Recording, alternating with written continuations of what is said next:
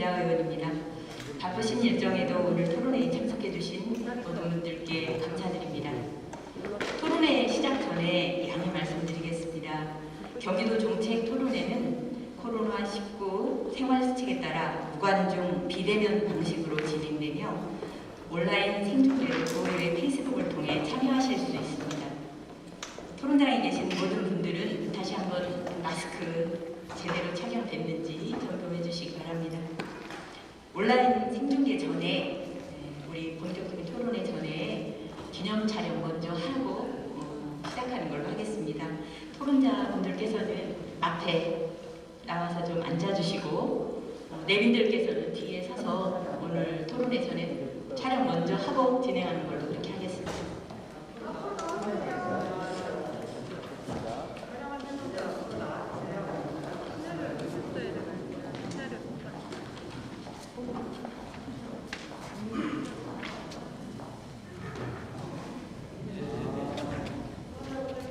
토론자분들은 옆에 앉아주시고요. 내빈들은 뒤에 서주시고. 카메라 들어줘야 되죠? 살짝.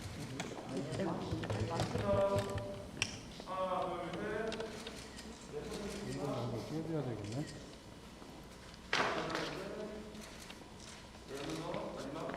파이팅 한번 해주셨으면 좋겠습니다. 경기도 중소기업 체질 개선과 경쟁력 강화 방안 토론회 파이팅 한번 해주십시오. 하나부터 하겠습니다. 하나, 둘, 셋. 네. 예, 감사합니다. 고맙습니다.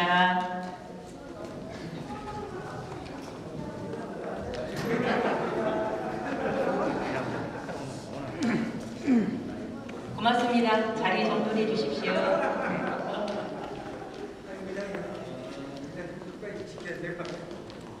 다시 인사드리고 정식으로 시작하겠습니다. 안녕하십니까?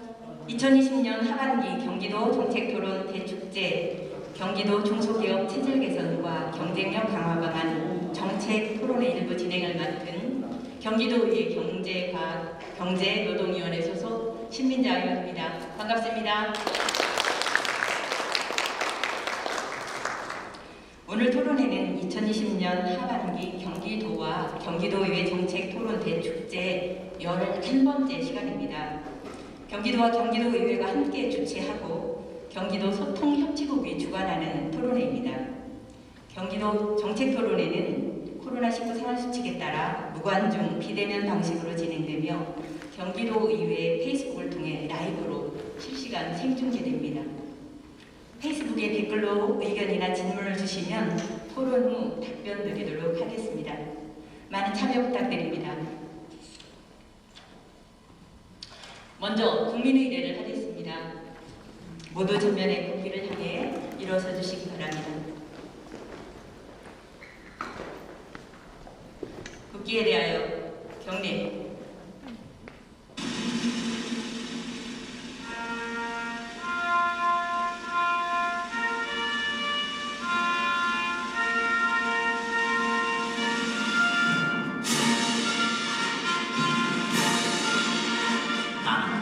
자랑스러운 태극기야. 자유롭고 정의로운 대한민국의 무궁한 영광을 위해 충성을 다할 것을 굳게 다짐합니다.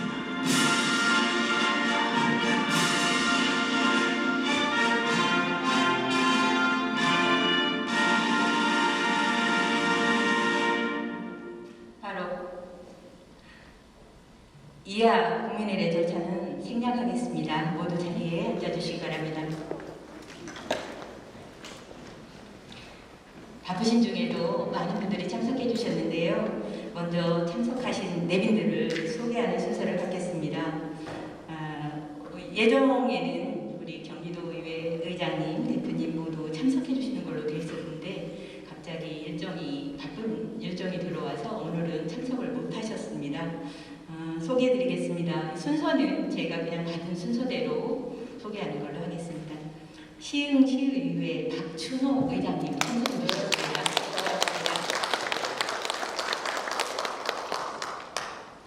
경기도 소통협치국 선암권 국장님 참석해 주셨습니다. 고맙습니다. 시흥시의회 도시환경위원회 김창수 위원장님 참석하셨습니다. 고맙습니다. 시흥시 산업진흥원 김태정 원장님도 참석하셨습니다. 감사합니다.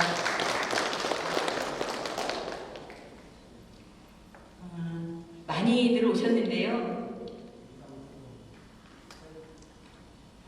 시흥시의 자치행정위원장. 시흥시 자치행정위원회 위원장님 이상섭 위원장님, 네, 죄송합니다. 그렇습니다. 감사합니다. 또 언론사에서도 오셨네요. 시흥저널 한상선 대표님 오셨습니다. 감사합니다.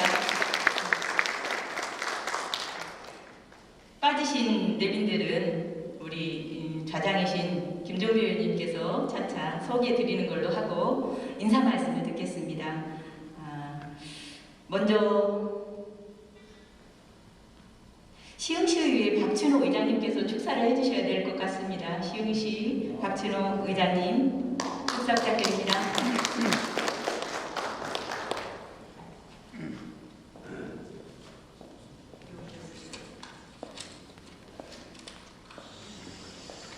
네, 반갑습니다. 저 시흥시의회 박춘호 의장입니다.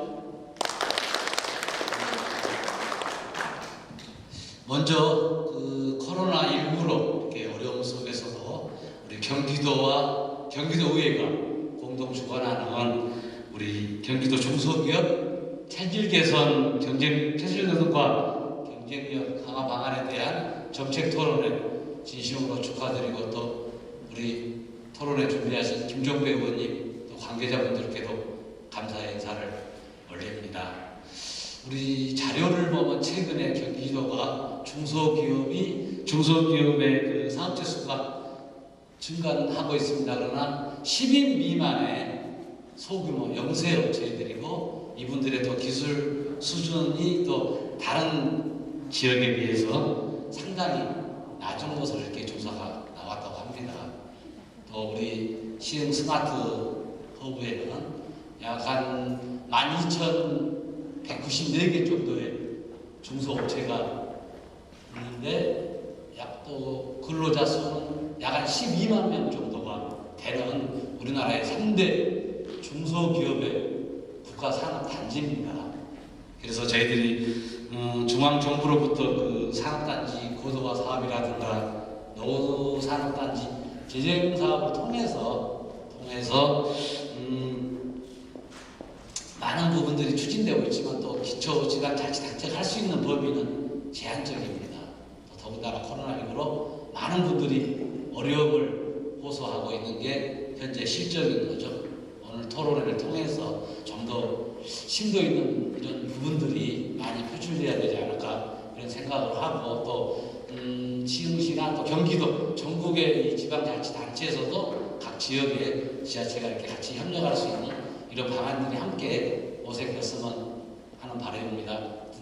토론회 축하드리고요. 또 함께 같이 상생하도록 이렇게 하겠습니다. 고맙습니다.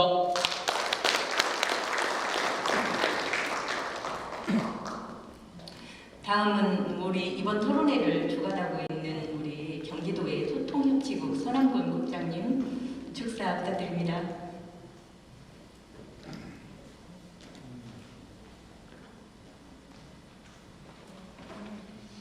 네, 안녕하세요. 저는 경기도 소통협치국장입니다. 선한권입니다. 반갑습니다. 먼저 경기도 중소기업의 체질 개선과 경쟁력 강화에 대해서 토론을 하는 데 대해서 축하드리고 토론회의 좌장을 맡으신 김종배 의원님은 현재는 건설교통위원회에 계시지만 직전에는 경제노동위원회에서 계셨습니다. 제가 여러 차례 위원회에서 같이 모시고 이렇게 겪어본 바로는 선이 굵고 그리고 맥을 짚을 줄 아는 상당히 굉장히 우수하고 지도자로서의 면목이 유감없이 발휘되는 분이라고 생각합니다. 오늘 중소기업과 관련한 문제들은 코로나19 시대에 체질 개선의 문제가 아니고 제가 생각할 때는 위기 탈출 정도 이야기가 나왔으면 하는 그 정도일지도 모르겠습니다. 해답이 체질 개선으로 어떻게 할 것이냐, 포스트 코로나 이후에 어떻게 중소기업이 생존하고 또 경쟁력을 강화할 것인가에 대해서 현장에 계신 분들이 특히 시흥, 안산 지역이 경기도 중소기업이 몰려있는 집중화되어 있는 지역이기 때문에 현장 현장의 목소리들이 많이 전달되고 이야기들이 수렴될 수 있기를 기대합니다. 오늘 토론회에는 시흥시청에서도 나오셨지만 우리 경기도청에서도 중소기업 업무를 전담하시는 과장님과 또 직원분들도 나오셨고요. 김종배 의원님께서도 의회에서 적극적으로 활동하시면 여러분들이 오늘 나온 토론회에서 나온 내용들이 도정에도 반영이 되고 정책적 대안이 될 수 있을 거라고 생각합니다. 오늘 토론회가 또 유익하고 그리고 의미를 남는 그런 토론회가 되기를 기대하겠습니다. 축하드립니다.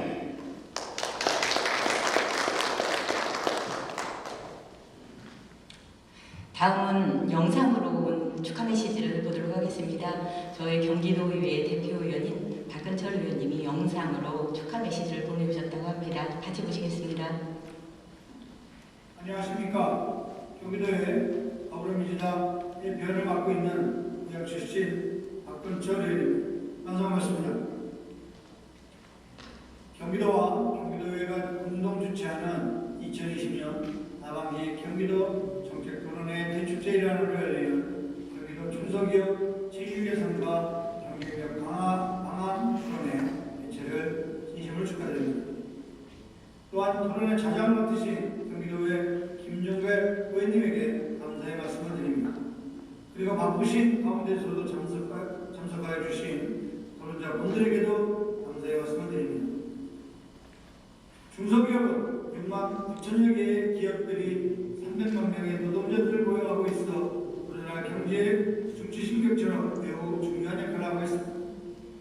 특히 경기도는 전국 중소기업의 35.5%를 차지하고 있고 종사자 수도 31.1%에 이를 만큼 대한민국 중소기업의 역할을 하고 있습니다. 그러나 전 세계적인 경제위기 및 코로나19로 확산하고 중소기업들은 전례없는 위기를 직면하고 있습니다. 제조업의 평균 가동률은 떨어지고 있고 중소기업의 취업자 수도 감소하고 있습니다. 또한 중소기업의 지속적인 성장과 발전을 위해 중요한 개발기술도 자금 부족으로 경조도 내지는 못하고 있는 실정입니다. 이런 현실에서 경기도 중소기업 체질 개선 및 경쟁력 강화 방안을 마련하기 위한 토론회 개최는 매우 의미가 있다고 생각이 듭니다. 오늘 차장을 맡으신 김종배 의원님은 경기도 소재 묶음사업 육성 조례안을 제정하는 등 경기도 중소기업의 경쟁력 강화를 위한 다양한 노력을 기울이고 계십니다.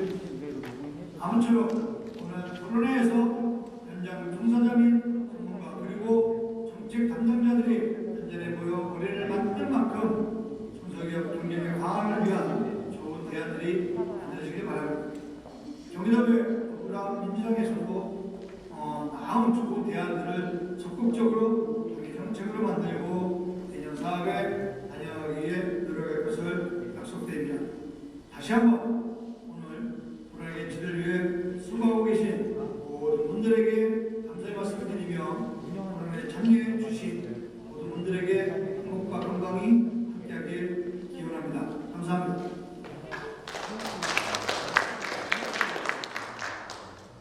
이것으로 1부 진행을 마치고 잠시 후에 자리를 정돈하고 2부 본격 토론에 들어가겠습니다. 이하 진행은 우리 자장을 맡으신 김종배 의원님께 맡기겠습니다. 모두 감사합니다.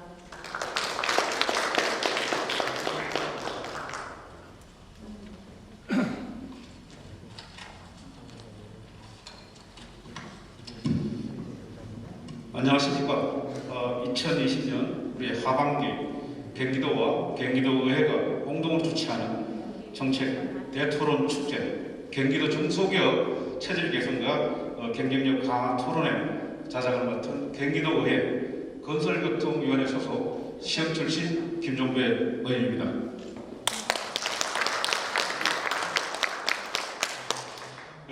토론에 앞서 오늘 중소기업에 대한 정책 토론회를 갖게 된 이유에 대해서 잠깐 설명을 드리겠습니다. 원래 제조업 가동률이 IMF 이후 22년 만에 최악으로 60%로 떨어질 가능성이 있다고 전문가들이 이야기하고 있습니다. 그리고 KBI 연구원에 의하면 코로나로 인하여 9월까지 일자리가 16만 개가 사라졌다는 보도를 하고 있습니다. 이에 우리 경기도 중소기업도 자금면이나 판로면이나 인력 면에서 엄청난 타격을 받는 것으로 판단되어 중소기업의 현실을 정확히 파악하여 경기도와 기업과 관련 단체에서 어떻게 해야 할 일들을 챙겨야 하는지에 대해서 잘 챙겨서 현재 위기를 잘 탈출할 수 있는 좋은 대안을 마련하기 위해 오늘 정책 토론회를 갖게 되었습니다. 오늘 순서는 주제 발표를 먼저 듣고 개별 토론, 상호 토론을 진행하도록 하겠습니다. 상호 토론을 마치면 경기도의회 페이스북을 통해 올려주신 질문에 대한 답변을 듣도록 하겠습니다. 그럼 김현창 우리 연구원님 주제 발표 준비 부탁드립니다. 큰 박수로 환영해 주시기 바랍니다.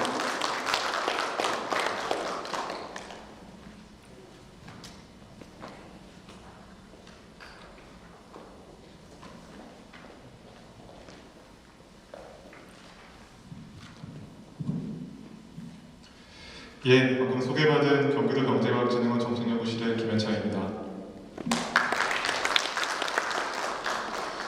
오늘 그 토론회에 와서 발표를 할 수 있게 돼서 굉장히 좀 영광으로 생각하고요. 제가 오늘 발표드릴 내용은 경기도 중소기업 현안 및 애로라는 주제로 말씀을 드리겠습니다. 근데 이 발표 내용의 대다수 내용들은 저희가 코로나19 직전에 경기도와 저희 경과원이 같이 조사한 경기도 중소기업 애로 실태 조사 결과 내용이 좀 많이 포함되어 있어서 아마 들으실 때는 좀 코로나19라는 상황을 좀 감안하셔서 들으시면 좋을 것 같습니다. 제가 말씀드릴 내용은 최근에 중소기업 경영 환경에 대한 부분과 중소기업 현황 그리고 아까 말씀드린 조사된 애로 실태 결과 마지막으로 정책 제안 4가지 파트로 말씀을 드리겠습니다.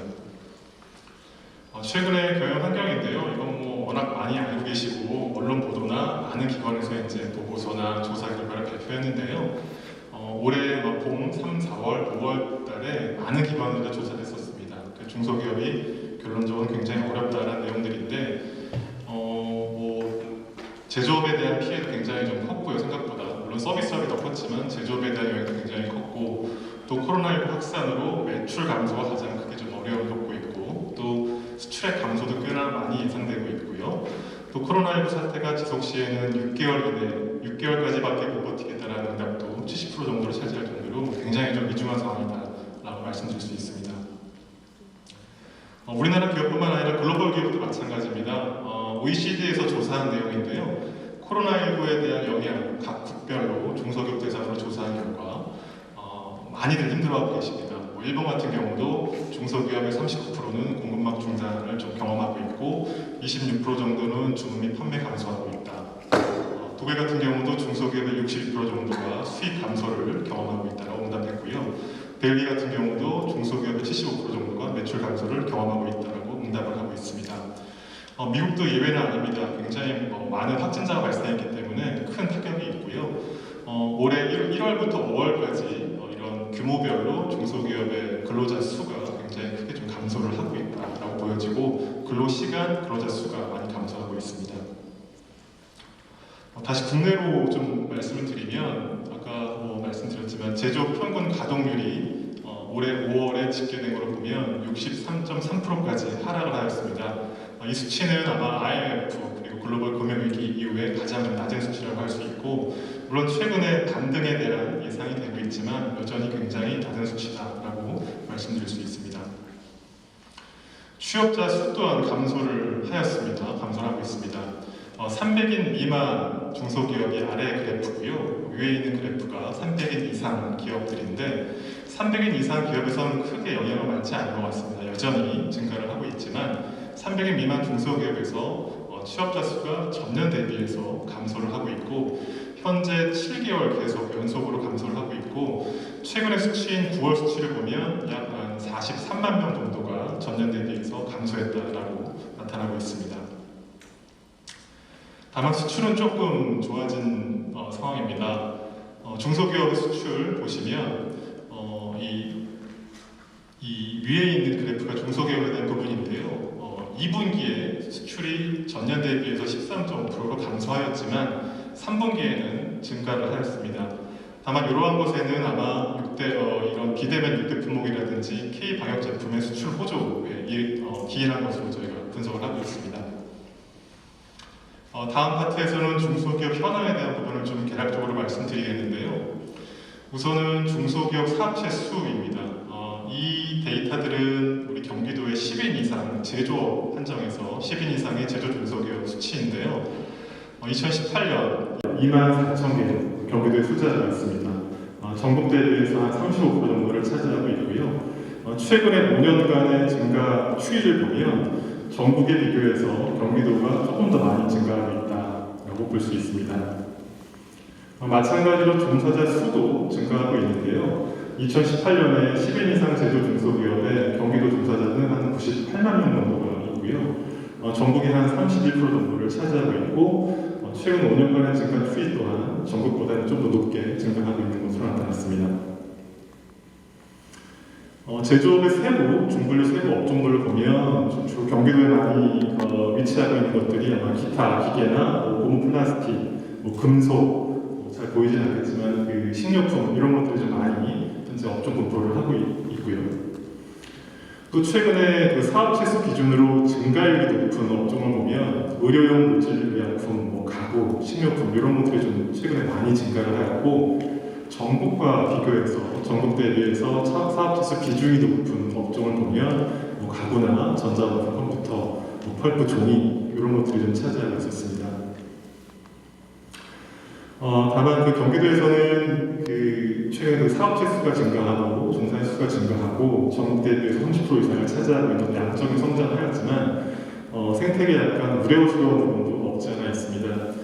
그 데이터가 이제 소규모 중소기업의 증가가 좀 뚜렷하다는 것인데요.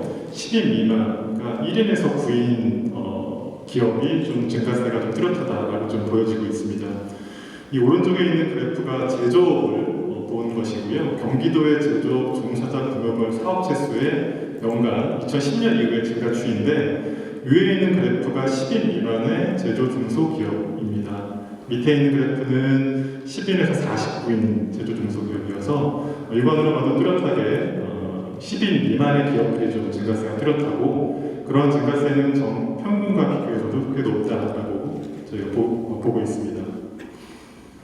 다음은 기술 수준에 대한 부분인데요. 물론 우리나라 전반적으로 중소기업의 기술 수준이 좀 많이 높지 않지만 굉장히 노력들을 많이 하고 계시지만 많이 올라갔습니다. 다만 최근에 그 중소기업 중앙회에서 조사한 결과를 보면 경기도와 경기도 외 지역을 비교해 보면 큰 차이는 아니할 수 있지만 다양한 분야에서의 기술 수준들이 경기도 기업이 경기도 외 기업에 비해서 타 지역 기업에 비해서 좀 낮다고 저희가 보고 있습니다. 다음은 생산성에 대한 부분입니다. 1인당 출하액과 1인당 부가가치액을 좀 보면 경기도 중소기업 같은 경우는 1인당 출하액이 평균에 비해서 조금 낮은 편입니다. 1인당 한 4.5억 정도라고 보여지고 평균보다 좀 낮습니다. 다만 1인당 부가가치는 전국 평균에 비해서 조금 높은 편입니다. 다만 종사자 규모별로 조금 세분화해서 들여다보면 200인에서 499인, 그러니까 200인에서 500인 미만 기업의 1인당 부가가치는 전국 평균보다 조금 낮은 것으로 나타났습니다. 역시나 경기도 중소기업들도 코로나19 어려워하고 있습니다. 저희가 최근에 경기도와 함께 조사한 결과를 보면 경기도 중소기업의 47% 정도가 코로나19로 인해서 매출 감소를 겪고 있고 어려워하고 있다. 그렇게 응답을 하였습니다. 다음은 그 1호 실패에 대한 부분인데요. 앞서 말씀드린 바와 같이 코로나19 이전에 조사된 내용이다 보니까 아마 여기에 나온 어떤 다양한 수치들이나 그런 것들은 지금 좀 더 어렵고 부정적으로 변했을 가능성이 있음을 좀 감안해서 들으시면 될 것 같습니다.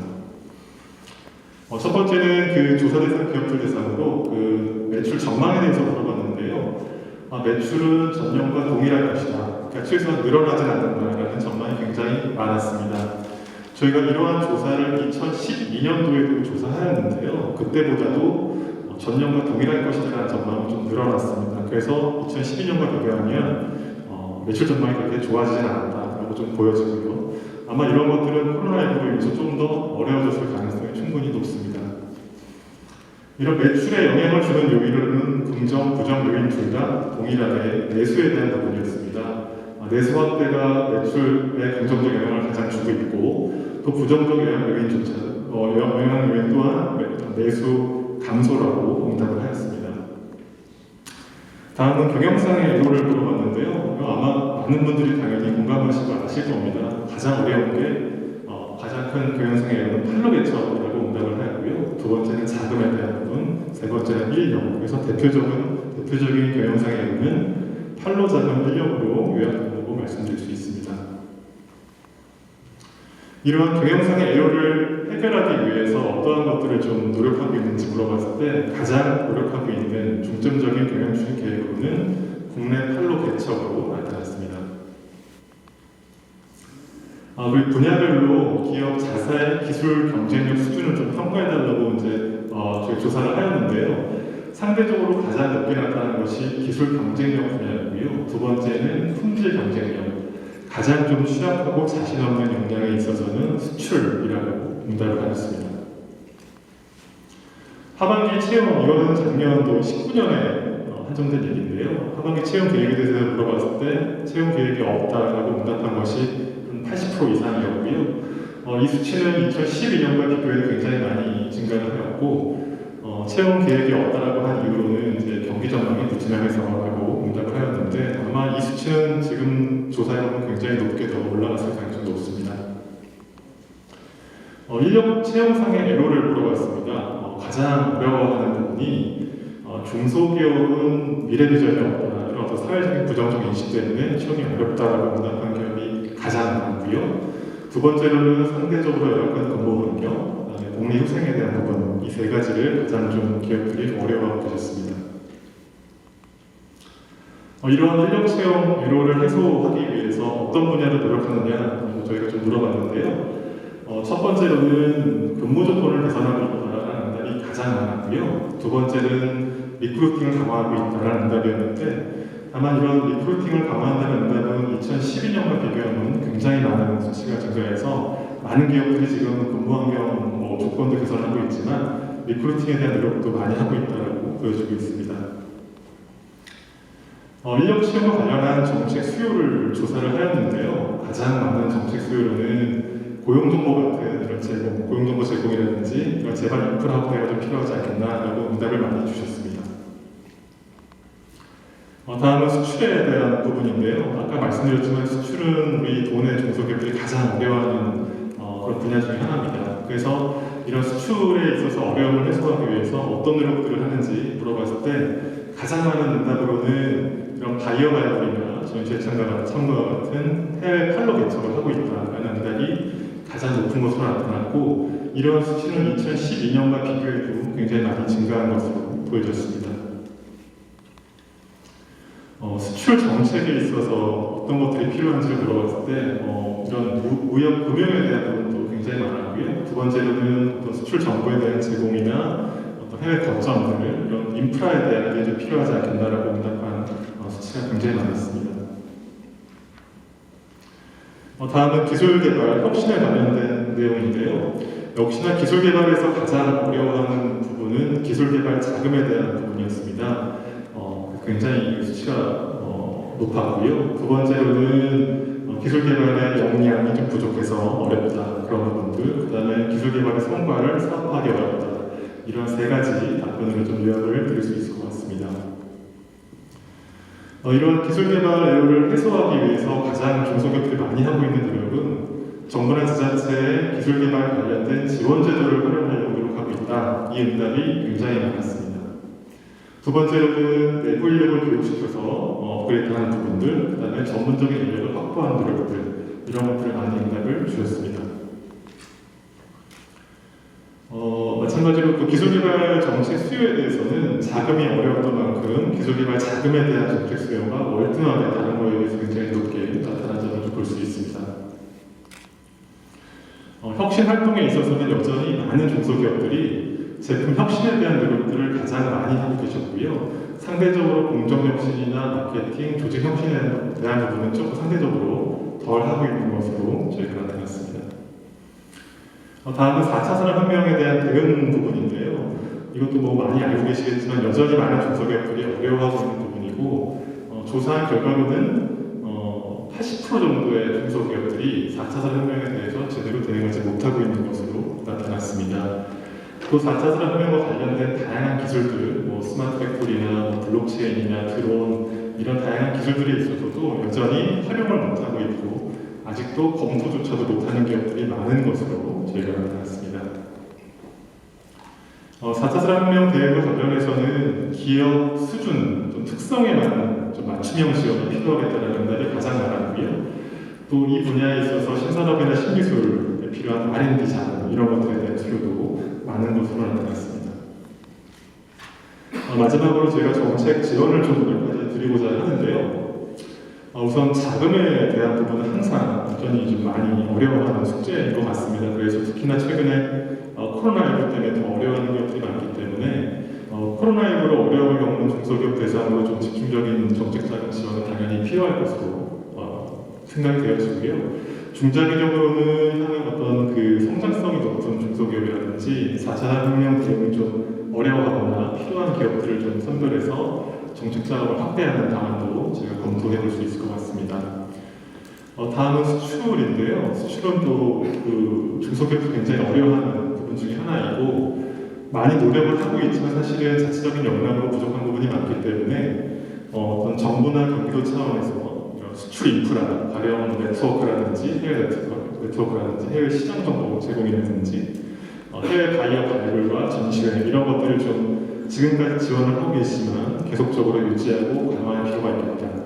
특히나 최근은 그 코로나19로 인해서 온라인 수출 상담회 같은 것들이 각광을 받았기 때문에 이러한 온라인 수출 상담회 같은 제반 인프라 지원 같은 것들은 지속적인 확대가 필요할 것으로 판단을 하고 있고 국내 팔로 개척도 마찬가지로 관련된 어떤 마케팅 비용이나 컨설팅 같은 것들을 지속적으로 지원하는 것들이 필요할 것으로 보여집니다. 또한 최근에는 이제 이런 마케팅 채널들이 오프라인 채널 외에도 온라인 채널도 굉장히 좀 많이 활용하고 있기 때문에 이런 온라인 마케팅 채널에 대한 지원도 계속적으로 강화할 필요가 있겠다고 생각을 하고 있습니다.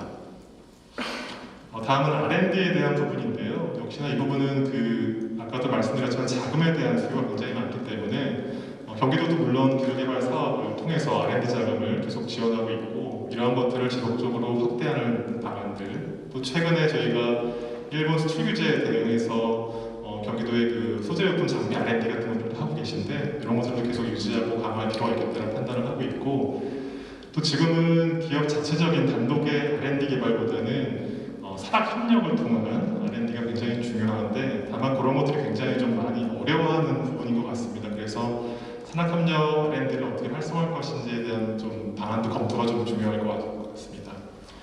다음은 4차 산업혁명에 대한 부분인데요. 이거는 누구나 뭐 스마트 팩토리, 뭐 자동화 중요하다고 하지만 사실 모든 중소기업이 도입할 수 있는 건 아니라고 판단이 됩니다. 그래서 중소기업의 생산성을 높일 수 있는 노력이 자동화일 수도 있지만 다른 영역에서 좀 찾는 그러니까 중소기업 여건이나 특성에 맞는 지원 그런 것들이 굉장히 중요할 거라 보여지고요. 또 여전히 많은 기업들이 대응을 어려워하기 때문에 가령 예를 들면 뭐 경기도의 5대 권역별이라든지 대규모 산업단지 같은 곳에 이러한 것들을 전담해서 지원할 수 있는 조직을 그런 거점 센터 같은 예를 뭐 가령 뭐 디지털 트랜스포메이션 센터라고 가칭을 좀 써봤는데요. 이러한 센터를 두고 인근에 있는 중소기업들의 어떤 뭐 디지털화, 뭐 컨설팅, 교육 이런 또 기업 대학연구소가 협업 이런 것들을 좀 지원할 수 있지 않을까 생각을 하고 있습니다.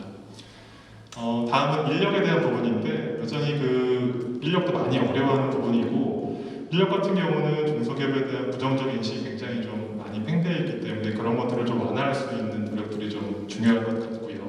또 아까 앞에서 실태조사 결과에서 나왔지만 이런 고용 정보 제공 같은 것들의 수요가 많기 때문에 이런 것들을 어떻게 확대하고 기업에 어떻게 접근할 것인지에 대한 고민도 많이 필요할 것이고 또 병행해서 중소기업의 근무 환경에서 산업단지의 어떤 산업단지의 근무 환경 개선 이런 것들을 어떻게 좀 강화할 것인지 지원할 것인지에 대한 고민도 필요하다고 보여집니다. 마지막으로 그 경기도 중소기업 생태계를 구성하는 경기도와 협회와 중소기업 대상으로 제가 몇 가지 좀 제안을 드리고자 하는데요. 경기도는 아시겠지만 굉장히 많은 예산을 중소기업 지원에 투입하고 있습니다. 다만 지금 최근에 코로나19 사태가 4차 산업혁명 이런 것들이 트렌드가 많이 바뀌고 있기 때문에 한 번 정도는 중소기업 정책에 대한 고민을 한번 좀 되돌아볼 필요가 있다고 보여집니다. 가령 지금까지의 사업들을 한번 진단을 해보고 현재 정책 환경에 맞게 어떤 중소기업 정책을 좀 변화하는 노력들이 필요할 거로 보여지고, 또 중소기업도 사실은 대상이 굉장히 다양합니다. 소상공인도 있고 중소기업 안에서도 규모나 매출의 규모나 종사자 규모, 업종에 따라서 굉장히 다른 특성들이 있기 때문에 그런 특성에 맞는, 업종별 특성에 맞는 이런 것들에 대한 어떤 지원 대상을 좀 구분을 해서 필요한 것들을 좀 매칭해서 맞춤형으로 지원할 수 있는 그런 것들에 대한 좀 전략적인 고민, 이런 것들이 좀 필요할 것으로 보여집니다.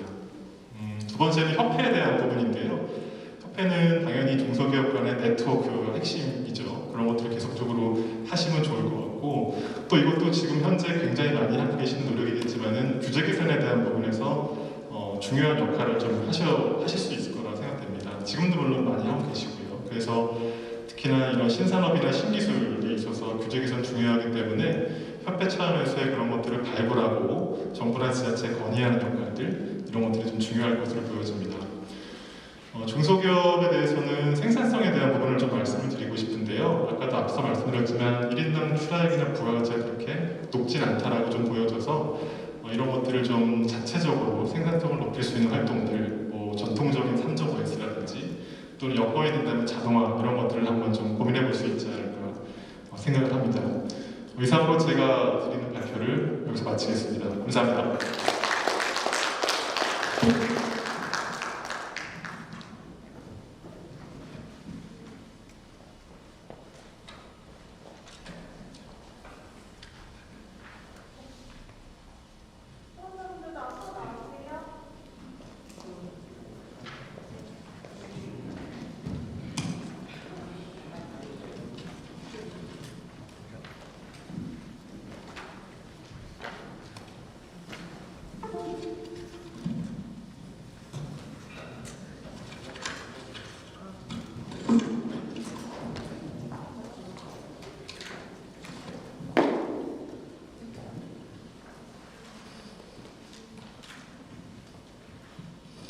네, 본격적인 토론에 앞서 오늘 함께해 주신 주제 발표자 및 토론자를 소개하겠습니다. 먼저 주제 발표를 해주셨던 김현창 경기도 경제학진흥원 책임연구원입니다. 다음은 토론자를 소개하겠습니다. 이옥희 경기도 중소기업협의회 부회장님 모셨습니다. 다음은 김진대 시흥시 경영위 협의회 회장님 모셨습니다. 전창수 경기과학기술대학교 경영학부 교수입니다. 다음은 전영갑 시흥시 중소기업 대표님입니다. 다음은 이상훈 경기연구원 선임연구원입니다. 다음은 우리 황영성 우리 경기도 특화기업 지원부장입니다. 그럼 발표하신 내용을 중심으로 토론을 시작하도록 하겠습니다. 시간을 절약하기 위해서 테이블 위에 있는 토론 발표 순서를 정해놓았습니다. 그대로 해주시기 바라고요. 토론은 시간 관계상 10분 이내로 마무리해 주시기 바랍니다. 그럼 먼저 이옥희 경기도 중소기업협의회 연합회 부회장님부터 시작하도록 하겠습니다.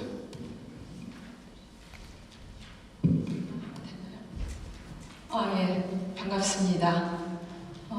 저는 경기도 소재 약 1,300개 중소기업을 회원으로 하고 있는 사단법인 경기 중소기업연합회 이옥희 부회장이라고 합니다. 오늘 우리 이흥애 연합회장님 대신해서 이 자리에 참석하게 되어 큰 영광으로 생각합니다.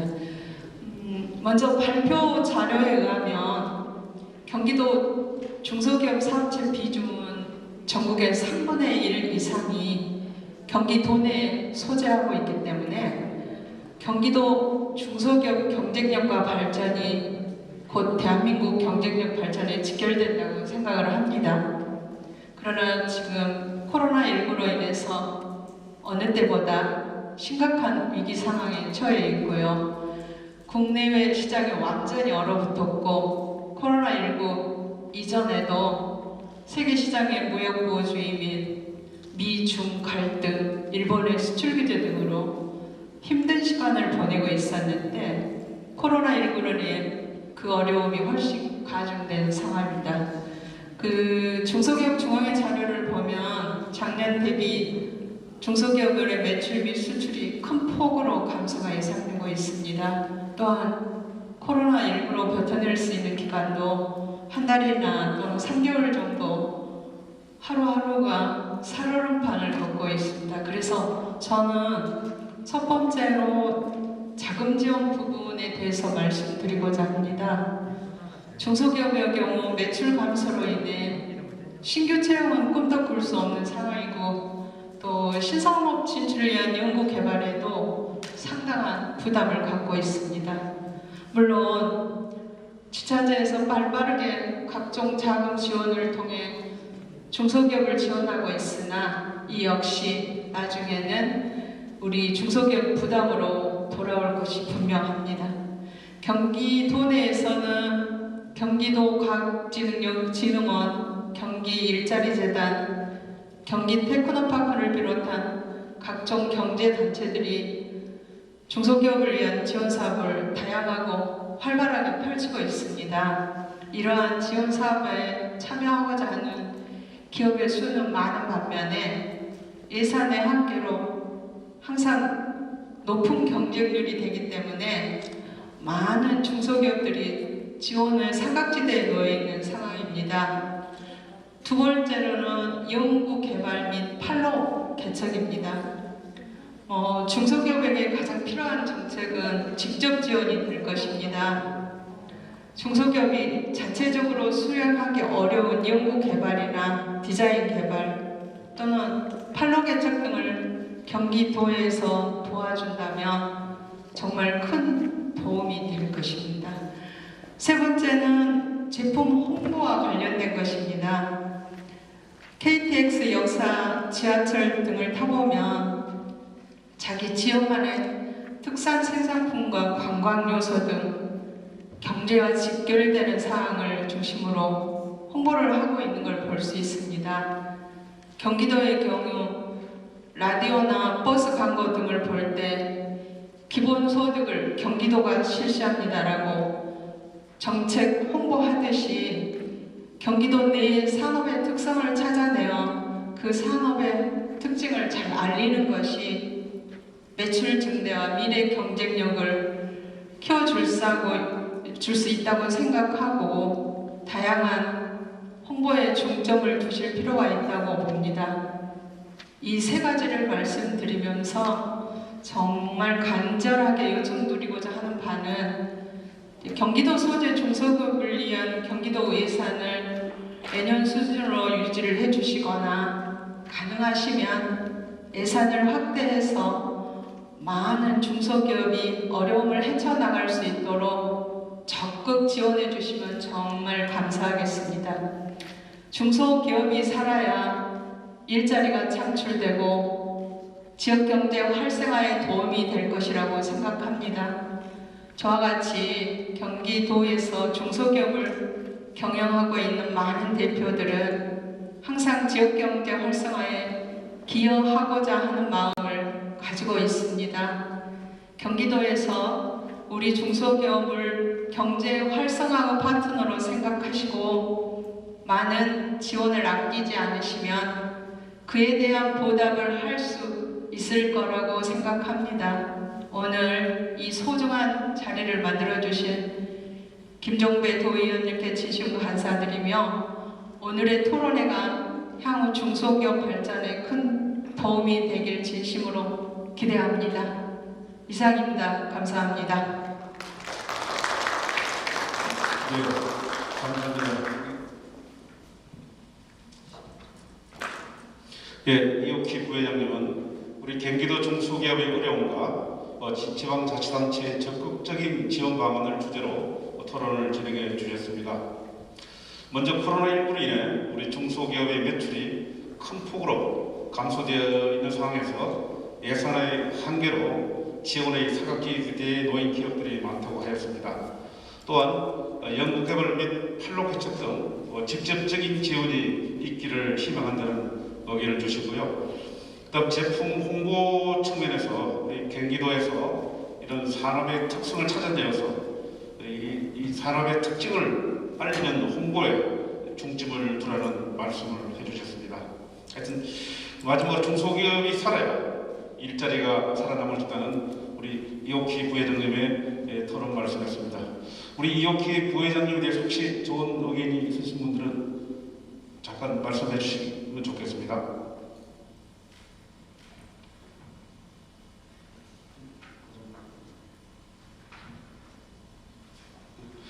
네, 그러면 두 번째는 우리 이상훈 경기연구원 선임연구원이 하도록 하겠습니다. 예, 안녕하세요. 저는 경기연구원에서 온 이상훈입니다. 여기 오늘 참석하신 분 중에 발제자분 빼놓고는 연구를 하는 사람이 저밖에 없는 것 같아서 얘기를 좀 오래 하라고 하는 차원에서 두 번째로 아마 저를 토론에 넣으신 것 같습니다. 우선 현재 이 위치 3기대라고 약칭을 하는지 모르겠는데 항상 느끼는 게 있습니다. 당시도 외환위기 그 시점에 아주 어려운 상황이었었거든요. 그래서 이 설립 과정을 제가 잘 알아요. 현지에 건물이 들어서기 전에 와본 적도 있고요. 뭔가 우리나라 그 교육이 현장 중심 교육이 안 이루어지고 이론 중심 교육만 이루어지고 있고 현장에서는 이론이 부족하다고 그러고 또 이론을 하는 데서는 현장 경험이 부족하고 뭔가 그 절충되는 그런 교육이 필요하지 않는가라고 하는 것이 당시 아주 강한 그 이슈였어요. 그래서 독일의 아헨 공대를 우리 롤 모델로 삼아서 너무 이론만 가르치지 말고 그러니까 한 2년 가르쳐서 현장에 보내서 그 현장 기술을 익히고 그런 다음에 다시 대학교로 복귀를 해서 졸업을 시키자라고 시작한 대학이 한국산업기술대로 제가 이해하고 있습니다. 현재 상황이고요. 그래서 건물도 벽돌 건물로 해서 아헨 공대 유사하게 당시 벤치마킹을 하고 롤모델로 삼았으니까요. 그래서 그런 자리에 와서 제가 토론을 하게 된 것을 상당히 영광으로 생각을 합니다. 우선 그 발제문에 대해서는 그 코로나19가 확산되고 확산인가요? 코로나19 상황에서 시의적으로 적절한 그 발제문 아니었나라는 그런 생각을 했습니다. 그리고 이제 글로벌 중소기업과 경기도 중소기업 관련된 여러 가지 현재 상황을 아주 그 수치를 근거로 해서 명확하게 제시를 해주셨다라고 생각을 합니다. 근데 이렇게 수치를 그 조사를 하고 상황을 파악을 하면 저는 병원으로 따지면 적절한지는 모르겠습니다. 이 검진을 받았다라고 생각을 합니다. 어려운 상황에 대해서 파악을 했습니다. 그렇다면은 그 이후 단계 어떻게 치유를 할 것인가, 누군가가 어떤 역할을 할 것인가, 이러한 차원에서 바로 이 중소기업 문제로 봐야 되지 않겠나라고 하는 생각입니다. 그런 차원에서 큰 이슈가 안 될 수도 있습니다. 근데 이제는 경제가 우리가 서비스화 추세가 강화된다라고 표현들을 합니다. 지역 경제에서 서비스업의 비중이 커지고 있는 현상이죠. 그래서 기왕이면 앞으로는 제조업뿐만 아니라 서비스업을 구분을 해서 조금 접근을 하면은 여기서 방법이 좀 나오지 않을까 하는 그런 생각을 해봤습니다. 정부가 재난지원금 여러 가지 지원금이 있으면 뭔가 구분이 없어요. 그래서 서비스업이면 서비스업, 제조업이면 제조업, 이 부분을 좀 구분할 필요가 있겠다라고 하는 생각을 해봤습니다. 그 다음에 이제 그래서 이 기업을 지원하고 아니면 제조업을 육성하려면 지역 내에서 어떠한 사업영향 관계가 이루어지는가, 이것도 좀 판단을 해야 되는데, 제가 그 토론 자료에도 있습니다만은 경기도 제조업이라고 하는 것이 특히 예외인 경우도 있겠습니다.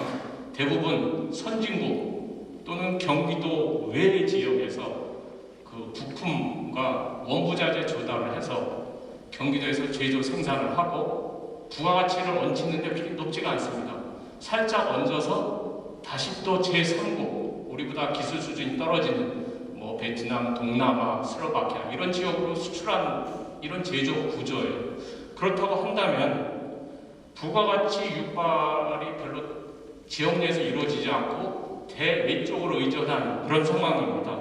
이런 차원에서 결국은 부가가치를 높이는 수단이 연구개발밖에 없다. 저는 그런 생각을 합니다. 뭐 연구개발을 하면 다 좋겠죠. 그러면 저는 왜 해야 되는가를 우리가 명확히 판단을 하고 그래서 이 연구개발을 해야 되는데 그러면 그 연구개발을 어떻게 추진할 것인가 그거는 잠시 후에 그 말씀드리기로 하겠습니다.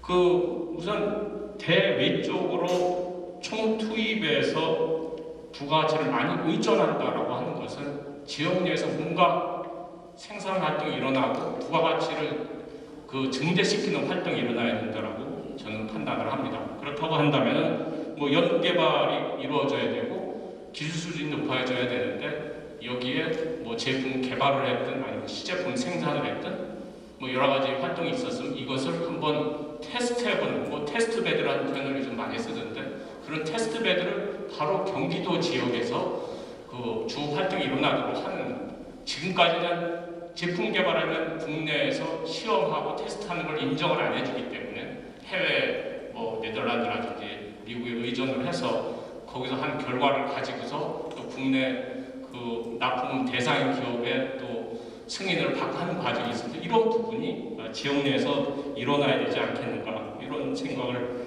해봤습니다. 그 다음에 이제 그 중소기업의 문제를 여러 가지 얘기하면서 지금 뭐 코로나19 상황에서 뭐 대안들이 제시되고 있는데 저는 판단하기를 조금 좀 대증적이 아닙니다. 그 대증적이라는 건 몸이 아프면 그냥 열 내리게 하고 소화 잘 되게 하고 하는 이런 요법인데 결국은 원인적 요법을 우리가 찾아서 이 관련된 부분을 원인을 찾기 위한 노력을 지속적으로 해야 되지 않겠는가라고 하는 그런 판단을 하고요. 뭐 매출 증대가 문제인데 내수 확대가 필요합니다. 뭐 다 알고 계시는 그런 내용입니다. 소비하게 해야 되죠. 그렇다면은 그러한 부분에 우리가 뭐 뉴딜 정책인 여러 가지 대안들이 제시되고 있는데 저는 거기 뭐 굳이 아주 지극히 경제학 과목을 한 과목이라도 들으셨던 분은 다 알 수 있는 국민소득 모형을 그 일부러 여기 표기를 해놨습니다. 소득이 소비하고 플러스 I 기업의 투자입니다. 플러스 G 정부 지출 정부가 뭐 여러 가지 지원금을 준다든지 아니면 그 돈을 푼다든지 하는 부분이고요. 플러스 수출을 많이 하고 뭐 수입을 뭐 수입 대체를 해서 뭐 줄이는 이런 방향인데 소비는 소득의 함수니까 여러 가지 지원금 등이 가고 있고 정부 지출 뭐 여러 가지 많이 늘어나고 있고 수출 다행히 그 V자형으로 회복하는 부분이 일시적으로 보여주고 있고 수입이야 여러 루트를 통해서 수입 대처가 일어나고 있는데 결국 여기에 I에 해당되는 기업의 투자가 이루어지지 않고 있다. 그런 부분을 좀 주목할 필요가 있지 않느냐. 결국은 투자를 늘리려면 결국 이자율의 함수인데 금융 부분이 바로 이 부분에 해당되는 거라 저는 판단합니다. 저는 감히 말씀드립니다. 자금이 없다. 은행의 시중에 6개월 미만에 쓰이지 않고 있는 그 예금이 됐든 뭐가 됐든 1200조 이상, 1300조 되는 돈이 있습니다.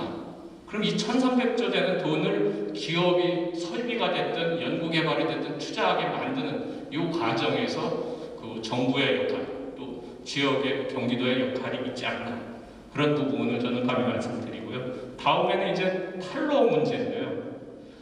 경기도 차원에서 지원을 통한 판로 개척이 적극적으로 이루어져야 합니다. 코로나19 상황에서 경기도가 무엇인가를 해야 되는데 최근에는 그 판매 기술이 아주 세분화됐습니다. 여기 계신 분들은 다 아시겠지만 택배도 집에 전달하는 방법이 회사마다 다 다릅니다. 그 배를 누르고 가는 그 택배 회사도 있고 그냥 그 휴대폰으로 문자로 알려주는 데도 있고 여러 가지 방법. 판매 기술이 굉장히 다양화되고 있고 소비자의 구매 패턴도 다릅니다. 집 앞에 그냥 두고 가세요 하는 사람도 있지만 그 소비하는 금액 뭐 직구 포함해서 여러 가지 세분화되고 있는데 이 부분에서 판로개척에서 공공부문의 역할이 바로 이거 아니겠는가. 지금까지 보면은 제가 해외 그 관련된 마케팅 그 기관도 무역 관련된 기관들 가 보면은 그냥 팜플렛 돌리고 브로셔 돌리고 하는데 끝이에요. 근데 이제는 조금 경기도는 이미 경기 비즈니스 센터라고 몇몇 지역에 진출해 있는 곳도 있습니다. 저는 LA 지역은 가봤습니다. 관련된 부분에서 조금 뭔가 확대를 해서 마케팅 활동을 조금 적극적으로 추진을 해줄 필요가 있지 않겠는가. 그리고 국내 소비도 확장시킬 수 있는 기술적인 방법이 저는 상당히 있다라고 봅니다. 현재도 그렇게 하고 있고요. 그래서 이 부분에 대한 대책이 좀 그 디테일 아주 구체적으로 이루어질 필요가 있지 않겠는가라는 생각이고요. 특히 수출 관련해서는요. 저는 감히 그런 말씀을 올리겠습니다. 수출 금융, 과거에 키코라고 너긴 너가 앞에서 그 수출 그 파생상품 그 시도를 했다가 실패한 경우도 있지만 뭐 그때는 실패한 상황에서 상품 설계와 그 판매라든지 이런 부분이 좀 그 부적절한 부분이 있었던 부분이고 지금 이제 와서는 늘어나고 있는 것이 수출밖에 없다라고 한다면 결국 그 수출 관련된 부분도 금융 관련된 부분 경기도가 1370만이라고 한다면 그런 부분도 GDP의 몇 %를 우리가 차지하고 있는데 그런 부분도 다시 한번 적극적으로 추진할 그 필요가 있는 그 시점이 아닌가라는 그런 생각을 해봤습니다. 그 다음에 이제 그 글로벌 밸류 체인인데 아주 짧아지고 다양화되고 있고 디커플링 그 차이나 관련된 디커플링이 일어나고 있고 여러 가지 상황이 있는데 이것과 맞물려서 도의 정책도 거기에 맞출 필요가 있지 않겠는가. 그래서 다양한 부분이 있습니다. 과거에 했다고 안 하고 과거에 안 됐다고 지금 안 된다는 보장이 없기 때문에 다시 한번 전체적으로 흔들어서 재설계를 하고 무엇인가 해야 되지 않겠는가. 저는 그런 생각을 해봅니다. 참고로 저는 외환위기, IMF 외환위기하고 2008년 금융위기 그 시점을 다 이 현재 기관에서 지내봤습니다. 근데 지금 돌이켜보면 무엇인가 아주 부산하게 당시에 정책 아주 작지만 각종 위원회 뭐 여러 가지 대책들이 시책들이 좀 세밀하게 화려하진 않지만 추진되었던 그런 경험을 가지고 있습니다. 그래서 지금이야말로 진짜 위기라고 한다면 그러한 것을 조금 제한의 시점이 되지 않았을까 이런 생각을 해봤습니다. 네, 이상입니다.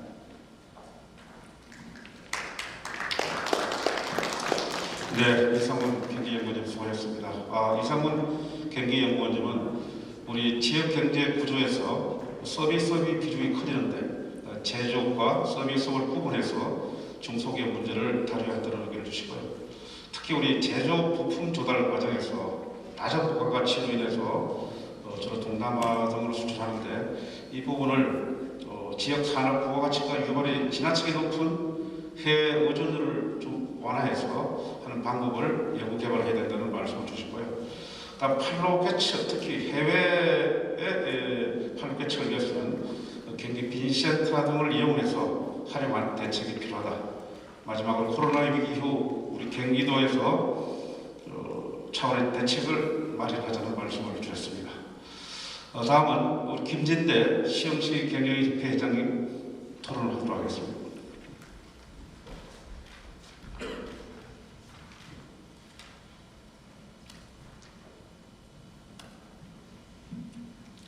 반갑습니다. 방금 소개받은 시흥시 경영연합회 회장 김진대입니다.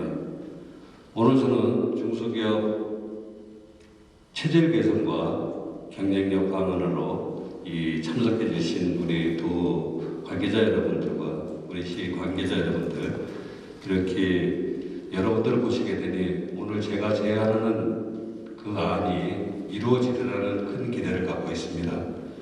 저희 시흥시 경영연합회는 시흥 지역의 소공인과 10인 미만의 중소기업을 대변하는 그런 기관으로서 현 코로나19로 인한 이 어려운 상황에서 저희 기업들이 가장 어려워하는 사항 두 가지만을 질문해 보겠습니다. 첫 번째 자금 문제입니다. 그 지도사항으로 현재 각 기업들이 대출을 받기 위해서 제공된 담보를 가지고 그 담보 선에서 20%를 더 대출해 줄 수 있나 하는 내용입니다. 아시다시피 코로나19로 인하여 매출 감소에 따른 운영자금 문제가 가장 시급한 것으로 조사되었습니다. 저희 시흥시에서는 3월에 코로나19로 인한 직원들을 감사하지 말자는 그런 정책도 내서 그거를 이슈로 해서 서로 단합도 하고 했습니다. 지금 제조업은 다른 거와 또 다른 사업과 좀 다르게 매월 지출되는 고정경비가 많이 있습니다. 이 운영자금의 어려움을 겪고 있는 우리 기업들이 지금 매스컴에서 기업이 정부 지원금이 이렇게 몇백억을 채택됐다고 이렇게 많은 매스컴에서 떠들고 있지만 실제적으로 기업이 대출을 받으러 가게 되면 담보 부족 이유로 대출과는 아주 거리가 멀게 느끼고 되돌아오고 있습니다. 이것은 은행뿐만 아니라 신용으로 바꾸자 신용보증기관을 가봐도 신용보증기관에서도 담보가 꽉 찼다는 이유로 거절되는 상황이 많이 있습니다. 그래서 저는 현재 제공된 담보 금액의 20%를 더 경기도에서 보증을 서서라도 기업들에게 대출을 해주었으면 합니다. 그 다음 두 번째는 인력 수급 문제입니다. 현재 청년 실업이 나날이 늘어가고 있다고 매스컴에서 연일 떠들고 있습니다. 그들이 중소기업을 회피하는 이유는 제일 먼저가 임금인 것 같습니다. 취업 준비생들을 위해서 정부에서 도에서 지원금을 주고 있는 것으로 알고 있습니다. 그러나 그 지원금 50만 원을 청년을 채용한 기업한테 주어서 기업이 결정한 임금과 거기에 플러스해서 50만 원을 저는 주게 된다면 청년 인력을 수급하는 데 좀 도움이 되지 않을까 합니다. 지금 저희 임금 구조를 보면 이 소공인과 이 작은 10인 미만의 중소기업의 초임은 연봉 한 2,400만 원 정도 제공되는 걸로 알고 있고 중견기업이 3천만 원 선, 대기업이 4천만 원 선이 됩니다. 그러나 이 청년들이 저희 기업에 작은 기업에 취업했을 때 도에서 월 50만 원씩을 지원해주면 그것도 연 600만 원이 되기 때문에 기본 2,400에 600을 더하면 연봉이 한 3천만 원 정도 될 것입니다. 그러면 중견기업 초임 수준은 되지 않을까 합니다. 그래서 이 혜택을 1년 동안 좀 지원해 주셨으면 하는 방안으로 두 번째 안을 냅니다. 하여튼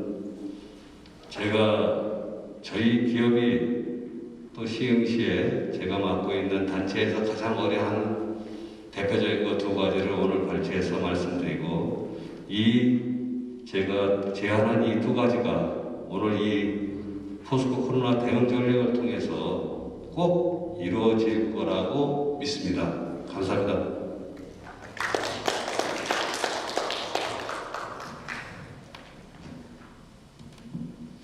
예, 김진대 회장님 수고 많았습니다. 우리 김진대 회장님은 매출 감소에 따른 운영자금 지원 방안과 청년 취업 지원 방안을 주제로 말씀해 주셨습니다. 중소기업이 코로나로 인해서 운영자금에 대한 문제가 가장 시급한데 사실은 담보 부족과 또 신용 등급이 맞지 않아서 힘든 애로사항을 말씀해 주시고요. 특히 우리 중소기업을 회피하는 이유가 우리 금액가 적어서 기업을 취업하기 힘들다는 그런 이유로 특히 청년 취업 준비생의 지원금을 기업에 지원해 주면 고맙겠다는 말씀을 주셨습니다. 다음 우리 전창수 경기과학기술대학교 교수님 하시겠습니다.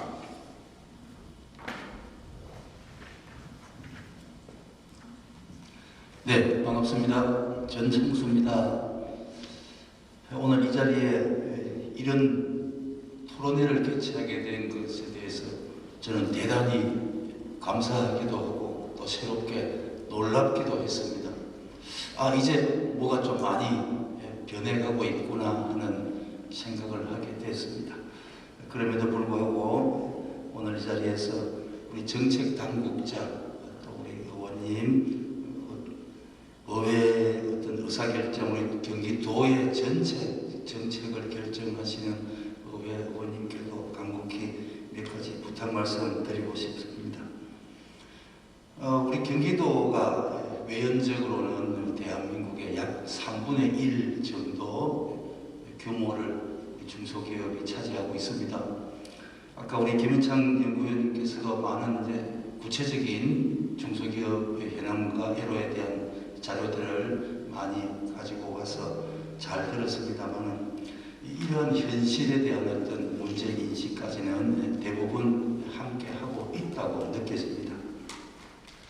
경기도가 우리나라에서 또는 세계적 위상이 높아지면 높아질수록 좀 더 잘 사는 경기도 도민이 되어야 진정한 경기도가 된다고 생각합니다.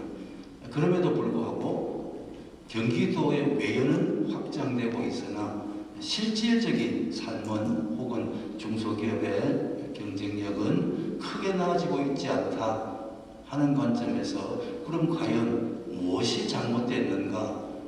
경기도가 전국에서 가장 많은 자금을 투입하고 가장 열심히 노력하고 있음에도 불구하고 실질적인 중소기업의 삶은 경쟁력은 나아지고 있지 않다는 것이 가장 큰 문제로 저는 인식하고 있습니다.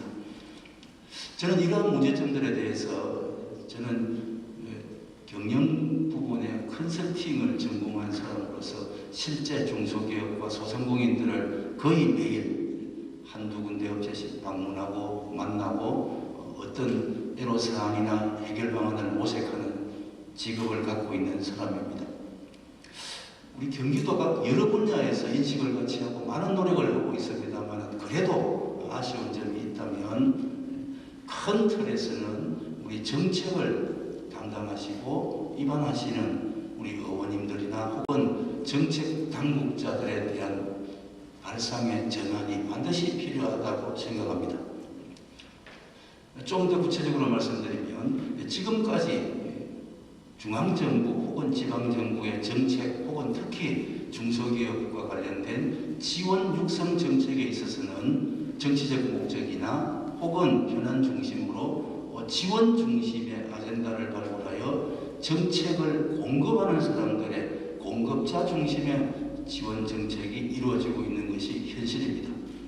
그래서 많은 업종별 혹은 지역별 단체 기관들이 거의 매번 만날 때마다 정부에서는 된다고 해서 갔는데 가보니까 안 되더라 하는 이야기를 저는 수없이 많이 듣습니다. 왜 이런 문제가 발생할까요?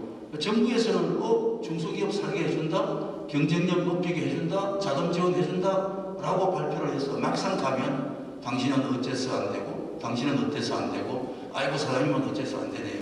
어렵습니다. 왜 이렇게 돼야 되는가 하는 문제에 대해서 매우 심각하게 고민하셔야 된다는 겁니다. 이러한 문제를 해결하는 여러 가지 방법 중에 정책 당국자들의 발상의 전환이 반드시 선행되어야 하겠다는 말씀을 간곡히 드리고 싶습니다. 여기서 발상의 전환이라고 하면 기존 정책을 공급하는 지원해주는 사람 중심이 아니고 지원받는 사람, 중소기업, 소상공인, 수요자 중심의 차원에서 접근을 하셔야 된다는 뜻입니다. 이렇게 하려면 경기도 내에 있는 중소기업의 육성 발전 정책의 전반에 대한 로드맵을 먼저 구축해야 할 것이고 그 실행 방안으로서 업종별 혹은 31개 시군자치단체를 통해서 어떤 니즈가 있고 무엇이 필요하고 이 지역별 혹은 이 산업별 어떤 지원 육성 정책을 통해서 성과를 향상시킬 수 있는지에 대해서 먼저 접수 또는 신청 또는 수요 조사를 통한 실태 파악이 선행돼야 된다고 봅니다. 지금 현재 경기도는 경기도 신용보장재단과 경기도 경제과학진흥원을 중심으로 경기도의 중소기업 육성 지원 정책 대부분을 실행하고 있습니다. 이러한 기관들을 중심으로 경기도의 중소기업 육성 정책 거버넌스를 구축할 필요가 있다고 봅니다. 수요자 중심으로 정책을 발굴하고 실행하려고 하면 여기에 대한 전문가 집단이 반드시 필요하고 각 분야별 혹은 지역별, 업종단체별 다양한 전문가들이 하나의 예를 들면 논의기구 혹은 경기도 경제진흥협의라든가 전문가 집단에서 검토하고 의사결정을 할 수 있는 정책 논의기구가 필요할 것입니다. 이러한 측면에서 우리 경기도는 다른 국가나 혹은 지자체에 비해서 상당히 혁신적이고 개혁적으로 추진하고 있습니다만 좀 더 나아가서 매우 실질적인 정책을 실행하는 방법 중심으로 개선돼야 된다고 봅니다. 지금 대부분의 정부 혹은 지방자치단체 혹은 전문가가 문제점은 다 알고 있습니다. 다 파악되어 있습니다. 자금이 어렵고 판로가 어렵고 인력이 어렵고 여러 가지 R&D가 어렵고 다 알고 있습니다. 몰라서 못하는 거 아닙니다. 다만 여기서 언밸런스가 나는 부분은 실행 방법과 관련된 부분입니다. 정책 방향도 다 맞습니다. 자금 지원 늘리고 있습니다. 판로 대책 확대하고 있습니다. 다만 왜 그러면 그렇게 수십 년 동안 중소기업을 육성한다고 외쳐오면서도 왜 아직도 대한민국의 중소기업, 경기도의 중소기업은 이렇게 어렵고 허약해야만 하는가에 대해서는 저는 개인적으로 그동안에 실시해왔던 육성지원 정책의 실행 방법론적인 문제에 있다고 봅니다. 똑같은 돈을 100억을 투입을 했는데 경기도의 중소기업 육성 정책에는 1000억의 매출 증대 효과가 났는데 왜 싱가포르에 100억을 투자하면 2000억의 효과가 났는지 그런 문제에 대해서는 매우 심각하게 고민을 해보셔야 된다는 것입니다. 결국은 사람의 생각과 실행 방법의 문제지 정책 방향이 잘못됐다고 말하지는 않습니다. 방향은 맞습니다. 제발 실행 방법을 좀 더 수요자 중심 관점으로 좀 더 풀어달라 하는 것입니다. 그 구체적인 방안으로서 첫 번째로 실행 방법에서 지금 대부분 보면 공급하는 사람 정책기관 중심에서 A, B, C, D를 정해놓고 이 항목에 있는 사람은 하라 혹은 된다라고 말합니다. 대한민국의 기업이, 경기도의 기업이 똑같은 여건과 상황에 있는 기업이 단 한 군데도 없습니다. 그렇지 않습니까? 그럼에도 불구하고 1, 2, 3, 4를 정해놓고 이 틀 속에 들어오는 쥐는 밥 먹고 이 틀 속에 들어오지 못하는 쥐는 굶어. 이런 논리로 접근하면 매우 잘못된 거 아닙니까? 왜 정책을 공급하는 사람 생각으로 하냐. 수요자가 기업이 어렵다는 중소기업이 뭐가 필요한지 이 사람에게 무엇을 어떻게 해주면 되는지를 발굴하고 또 공정한 방법으로 공정한 절차를 통해서 심의하고 또 심의하신 분들은 거기에 대해서 책임을 지고 또 설사 도덕적 해이가 있다고 하면 그 사람은 엄중히 문책하고 앞으로는 절대 지원 사업에 참여하지 못하도록 한다든가 이런 다양한 방법을 통해서 정말로 어렵고 힘든 중소기업들이 열심히 해보고자 했을 때 그분들에게 실질적인 지원이 될 수 있도록 해야 이 경기도 중소기업이 명실상부한 우리나라 혹은 세계 최고의 지방자치단체가 될 것으로 생각합니다. 그 다음으로는 우리 경기도 내에는 다양한 업종별, 단체 혹은 지역별 산업단지 등이 있습니다. 이런 다양한 분야에서 정책 수요를 발굴할 필요가 있다는 겁니다. 예를 들면 최근에 용인시에는 대단히 반도체 산업단지를 유치하고 지금 한참 추진되는 걸로 알고 있는데, 우리 시흥 안산 지역에는 대한민국의 소위 말해서 전통 산업이 매우 밀집되어 있습니다. 또 매우 오래되어서 여러 분야에서 인프라가 매우 노후화된 면이 매우 많습니다. 그러면 이분들에 대해서 당신 공장에 스마트 팩토리를 하라고 할 것도 물론 필요합니다. 그러나 스마트 팩토리를 하기 위해서 주변 인프라가 같이 구축이 돼야 이게 시너지 효과가 생기는데, 다 초가집만 있는데 나 혼자 기와집이 있으면 남들이 손가락질합니다. 다 기와집인데 내 혼자만 잘났다고 초가집에 살고 있으면 그게 군뱅이 나온다고 옆집에서 욕합니다.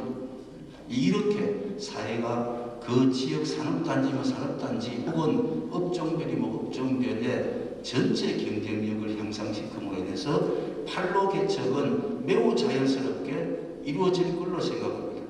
예를 들면 미국의 바이어가 대한민국의 석유 산업이 옛날 70년대는 세계 최고였어요. 대한민국의 신발 공장에 가면 세계 최고의 품질과 세계 최고의 기술력으로 하루에도 몇만 킬로를 공급받을 수 있어 라는 때가 있었습니다.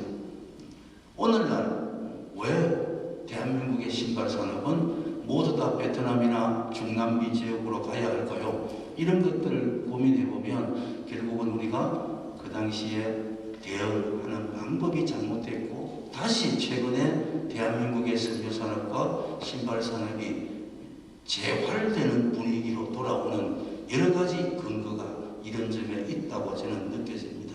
결국은 고부가가치 산업을 향하여 가는 여러 가지 방법 중에 우리 정책 당국자들이 솔선수범하셔서 제발 좀 수요자 중심으로 정책을 펴주셨으면 합니다. 끝으로 제가 그동안에 느꼈던 현장에서 필요한 정책 제안을 몇 가지 드리려고 합니다. 첫 번째, 지금 경기도 내에서도 중소기업에 대한 해외 판로 개척 문제에 매우 많은 예산과 노력을 드리고 있습니다.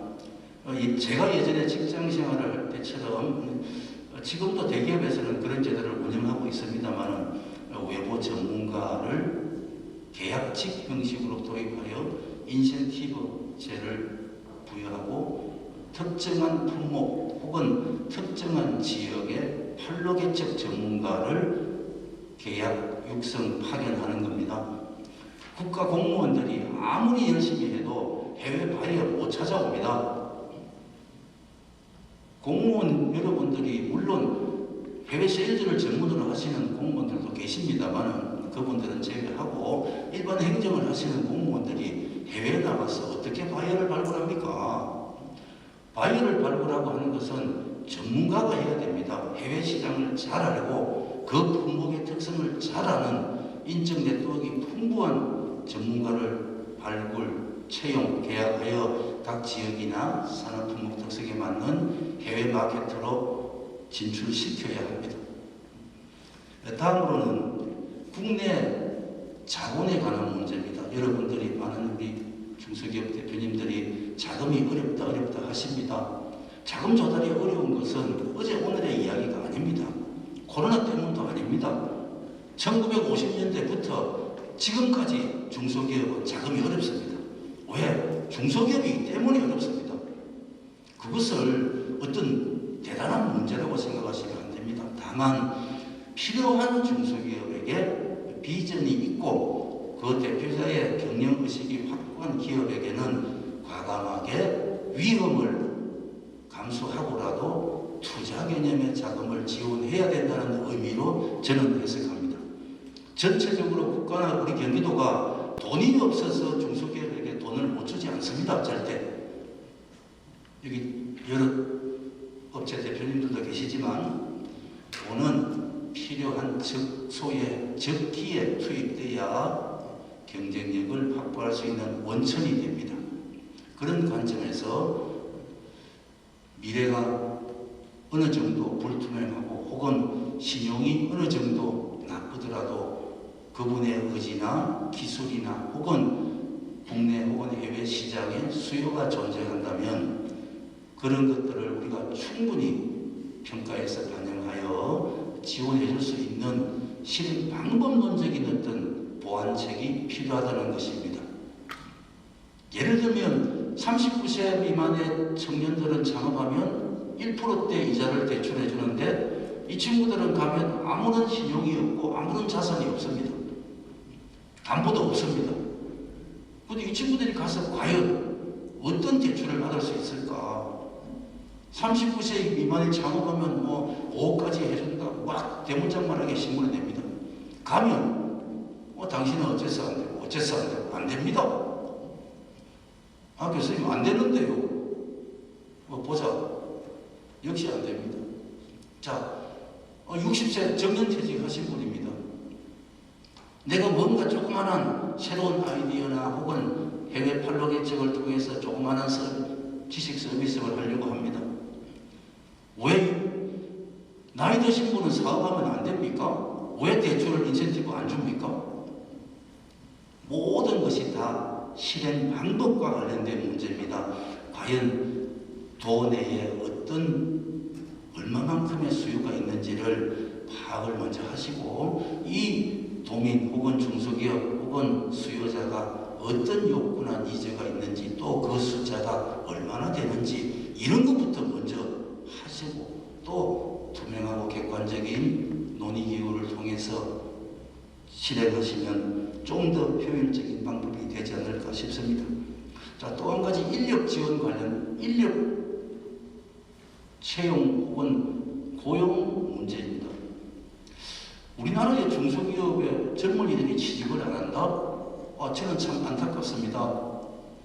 자, 중소기업이 대기업하고 부가가치입이 다르고 품목이 다르고 자본의 규모가 다른데 어떻게 대기업하고 맞짱을 뜨려고 생각을 하는지 저는 참 답답합니다. 경제의 기본을 모르는 분들입니다. 중소기업, 소기업이 어떻게 경쟁합니까? 대기업하고. 안 됩니다. 그럼 어떻게 해야 될까요? 그래서 우리가 중소기업 지원특별법을 만들어서 지원하고 육성합니다. 자, 그 속에 우리 젊은이들이 열심히 전문 분야의 기술 인력을 연마하여 중소기업에 가려고 하면 얼마든지 갈 수 있습니다. 다만 아까 데이터에도 나왔다시피 미래 비전이 없어서 안 간다고 합니다. 그러면 미래 비전을 확보해주면 됩니다. 미래 비전을 어떻게 확보해줄 거냐? 자, 나 저 중소기업에 가서 연봉 2,400만 원 받고 5년 근무하면 예를 들어서 내가 주택 분양권을 1순위로 받을 수 있다고 만약에 해봅시다. 경기도 내에서 주택 아파트 분양권을 1순위로 받을 수 있는 것은 어마어마한 혜택입니다. 예를 들면 5년 근무하면 혹은 자녀가 2명 이상 있으면 니는 13평 혹은 10년 근무하면 니는 25평까지 뭐 이런 식으로 다양한 방면에서 우리가 사회적 인센티브를 부여할 수 있다고 봅니다. 예를 들면 그게 어려우면 경기도에서는 경기도개발공사에서 하는 아파트에 한해서라도 우선 시범 실시해볼 필요가 있다고 봅니다. 자, 돈 50만 원 주지 말고 미래 비전을 제시해주면 온다면서요. 원인이 이유가 미래 비전이 없어서 안 온다고 하면 미래 비전을 만들어주면 됩니다. 왜 그런 건 안 하고 자꾸만 돈을 50만 원 준다고 그 친구들이 미래 비전이 있습니까? 절대 그렇지 않거든요. 방법론의 문제다. 그래서 전문가들의 의견을 듣고 수요자들의 기재를 파악하라는 겁니다. 자, 너무 제가 시간이 길어서 결론적으로 말씀드리면 정책을 수립하고 입안하시는 모든 분들이 수요자 중심으로 혹은 기업 중심으로 기업의 의견을 적극 수렴하고 통합적인 의사결정기구를 객관적이고 투명한 논의기구로 만들어주면 좋겠다. 물론 전문 분야의 전문가들을 중심으로 협회나 지방자치단체를 포함하여 다양한 수요자 시장을 먼저 생각하시면 좋겠다는 말씀을 드립니다. 오늘 외부에서 참여하신 우리 참석자 여러분들도 적극적으로 의사가 있으시면 의견을 어떤 의견이라도 오늘 이런 자리는 괜찮습니다. 적극적으로 의견을 피력해 주시면 고맙겠습니다. 마지막으로 이 자리를 그나마 오늘 이 정책 대토론회를 만들어준 것도 저는 대단한 발상의 전환이라고 감히 말씀드리면서 우리 김종배도 의원님께 감사의 말씀드립니다. 감사합니다.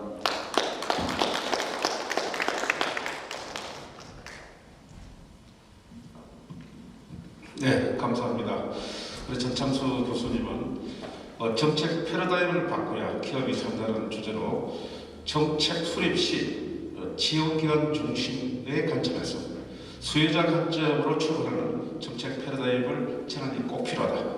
그래서 중소기업 육성 발전을 위한 중장기 로드맵을 수립해야 하며 정책의 기획 단계부터 현장 수혜를 발굴해야 한다는 말씀 주시고요.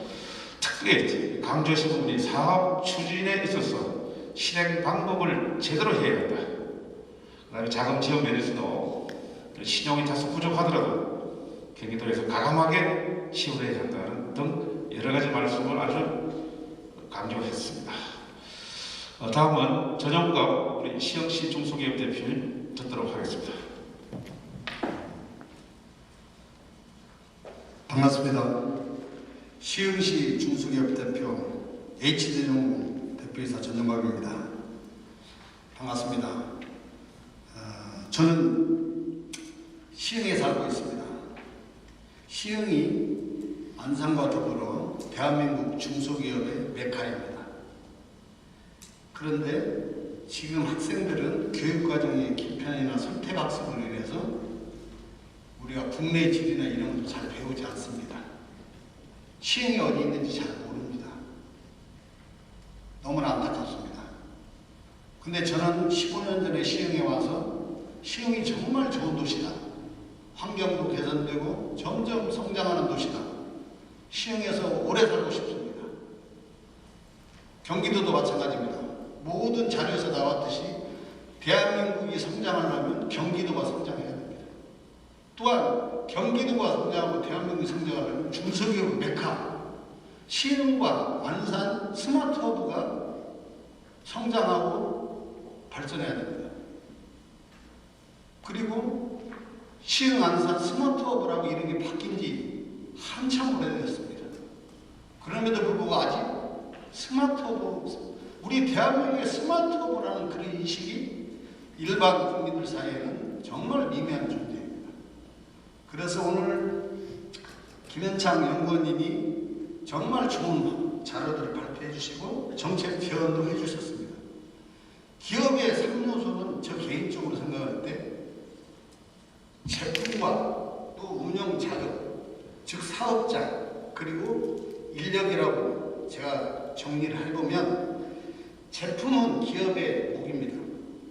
그런데 이 사업장이 특히 경기도 또 시흥에 많은 작은 기업들이 작고 강하지만 정말 오래 지속될 수 있는 기업을 할 수 있으려면 뭔가 사업장의 여건이 개선이 되어야 됩니다.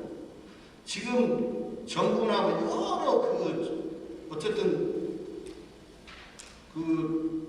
정치를 이어온 모든 분들은 주거 문제에 대해서는 정말 많은 노력을 했습니다. 그러나 실질적으로 작은 기업들이 또 성장하기 위해서 사업장의 환경, 사업장의 조건은 만들어지지 않았습니다. 그래서 과감하게 저는 사업장이 공공임대 예산으로 운영할 수 있는 고정비를 최소화할 수 있는 공공임대 사업장을 이제는 많이 만들어서 정말 청년 창업자한테도 주고 작은 기업에도 정말 작은 임대 비용을 들여서 그 경영 환경을 개선할 수 있는 그런 여건을 만들어 줘야 된다고 생각합니다. 사실 경기도가 어쨌든 불법이라는 계곡을 개선하고 또 바다 환경 여러 가지 개선을 했는데 정말 우리 경제의 활성화를 위해서는 중소기업이 사업을 할 수 있는 그런 사업장의 개선이 반드시 선행되어야 되는 요인 중에 하나라고 생각을 합니다. 그 다음에 두 번째로는 지금 많이 말씀하셨어요. 인력입니다. 청년이 일해야 되고 청년이 일해야 경제가 활성화됩니다. 시험을 모르는데 청년이 어떻게 옵니까? 그런데 가장 중요한 게 안산 지역에는 서울 그 예술대학이라는 대학이 있습니다. 지금 세계적인 그 문화 콘텐츠의 흐름인 예술을 전당인 그 대학이 안산에 있어요. 저는 좀 발상에 전한 말씀 많이 하셨는데 산업기술대에서 이걸 하지 말고 다음에 정책 토론에는 서울예술대에 가서 한번 했으면 좋겠어요. 그리고 그들이 서울에 대학로, 홍대 다른 데 가서 공연을 하지 마시고 그렇게 하시면서 안산이나 시흥에도 그들이 상설해서 공연을 할 수 있는 그런 여건, 문화 콘텐츠의 변화가 시흥과 안산에 있고 또 그런 주변에 그런 것들이 만들어진다면 실질적으로 청년이 모이게 되고 청년이 모이게 되면 우리 이 스마트허브의 산업단지에 청년들이 근무하러 올 겁니다. 그리고 그들이 오게 되면 거기서 자연적으로 경제적인 활동이 이루어지면서 도시도 성장한다고 이렇게 생각을 합니다. 그래서 저 개인적으로 저는 군생활 20년 하고 시흥에 와서 제 지역에서 이렇게 현재까지 이렇게 이어서 한 15년 정도 살고 있는데 갈수록 좋은 도시 이 시흥입니다. 그리고 이제 시흥이 새로 시작할 흥하릉인데 정말 새로운 도전을 할 수 있는 도시다. 우리 시장님도 좀 광고 좀 많이 하시고 우리 도지사님도 좀 그 중앙 매스컴에 이 경기도와 이 산업단지의 메카, 시흥, 안산 뭐 이런 걸 좀 자꾸 중앙 매체에서 좀 광고를 해주시면 청년들이 모이는 그런 도시로 성장하지 않을까 그렇게 생각하고 있습니다. 감사합니다.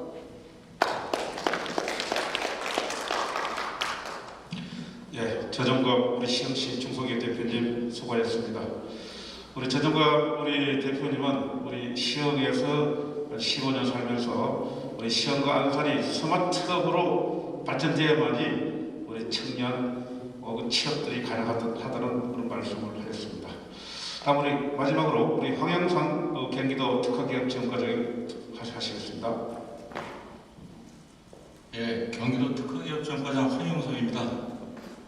저를 맨 마지막 토론자로 정하신 게 아마 여러분들이 하시는 말씀하시는 것들을 다 듣고 또 거기에 대한 의견도 좀 말씀해 주시는 걸 또 바라셨을 거고 또 저희들이 하고 있는 사항도 좀 궁금하실 건데 사실 저희 경기도에는 경제실이 있는데 그 과가 10개 과가 있습니다. 10개 과라 그러면 지금 자세히 보면 뭐 과학기술부터 그 창업 뭐 여러 가지 산업단지 과가 워낙 많다고 오늘 말씀하시는 사항도 사실은 여러 분야를 말씀하셨는데 제가 담당하는 거는 특화기업 지원이라고 해서 제가 기업 어떤 정책 자금 같은 거는 저희가 담당하고 있고요. 또 섬유과거라는 특화산업을 저희가 담당하고 일반 중소기업의 역량 강화 같은 거는 저희가 담당하고 있습니다. 그래서 우선 오늘 너무나 많은 말씀을 제가 들었고 우선 제가 드리는 말씀은 여러분들이 말씀하시는 사항을 다 제가 일일이 확인을 하고 적었고요. 가서 저희 그 관련 각 과에다가 충분히 전달을 해서 여러분께 피드백이 되도록 노력을 하고 또한 저희가 지금 행정사무감사와 내년도 예산을 준비 중에 있는데 이러한 의견들이 반영이 될 수 있도록 제가 나름대로 그 각 부서에다가 이 의견을 꼭 전달하겠다는 말씀을 드리면서 우선 또 그래도 제가 특화기업 지원 과장이다 보니까 여러분 말씀하시는 사항 중에서 저희가 하고 있는 사항도 좀 말씀을 드려야 되겠다 싶어서 제가 몇 가지만 간단하게 말씀드리겠습니다. 근데 오늘 말씀하시는 사항 중에서 보니까 가장 많은 그 말씀이 자금입니다. 자금.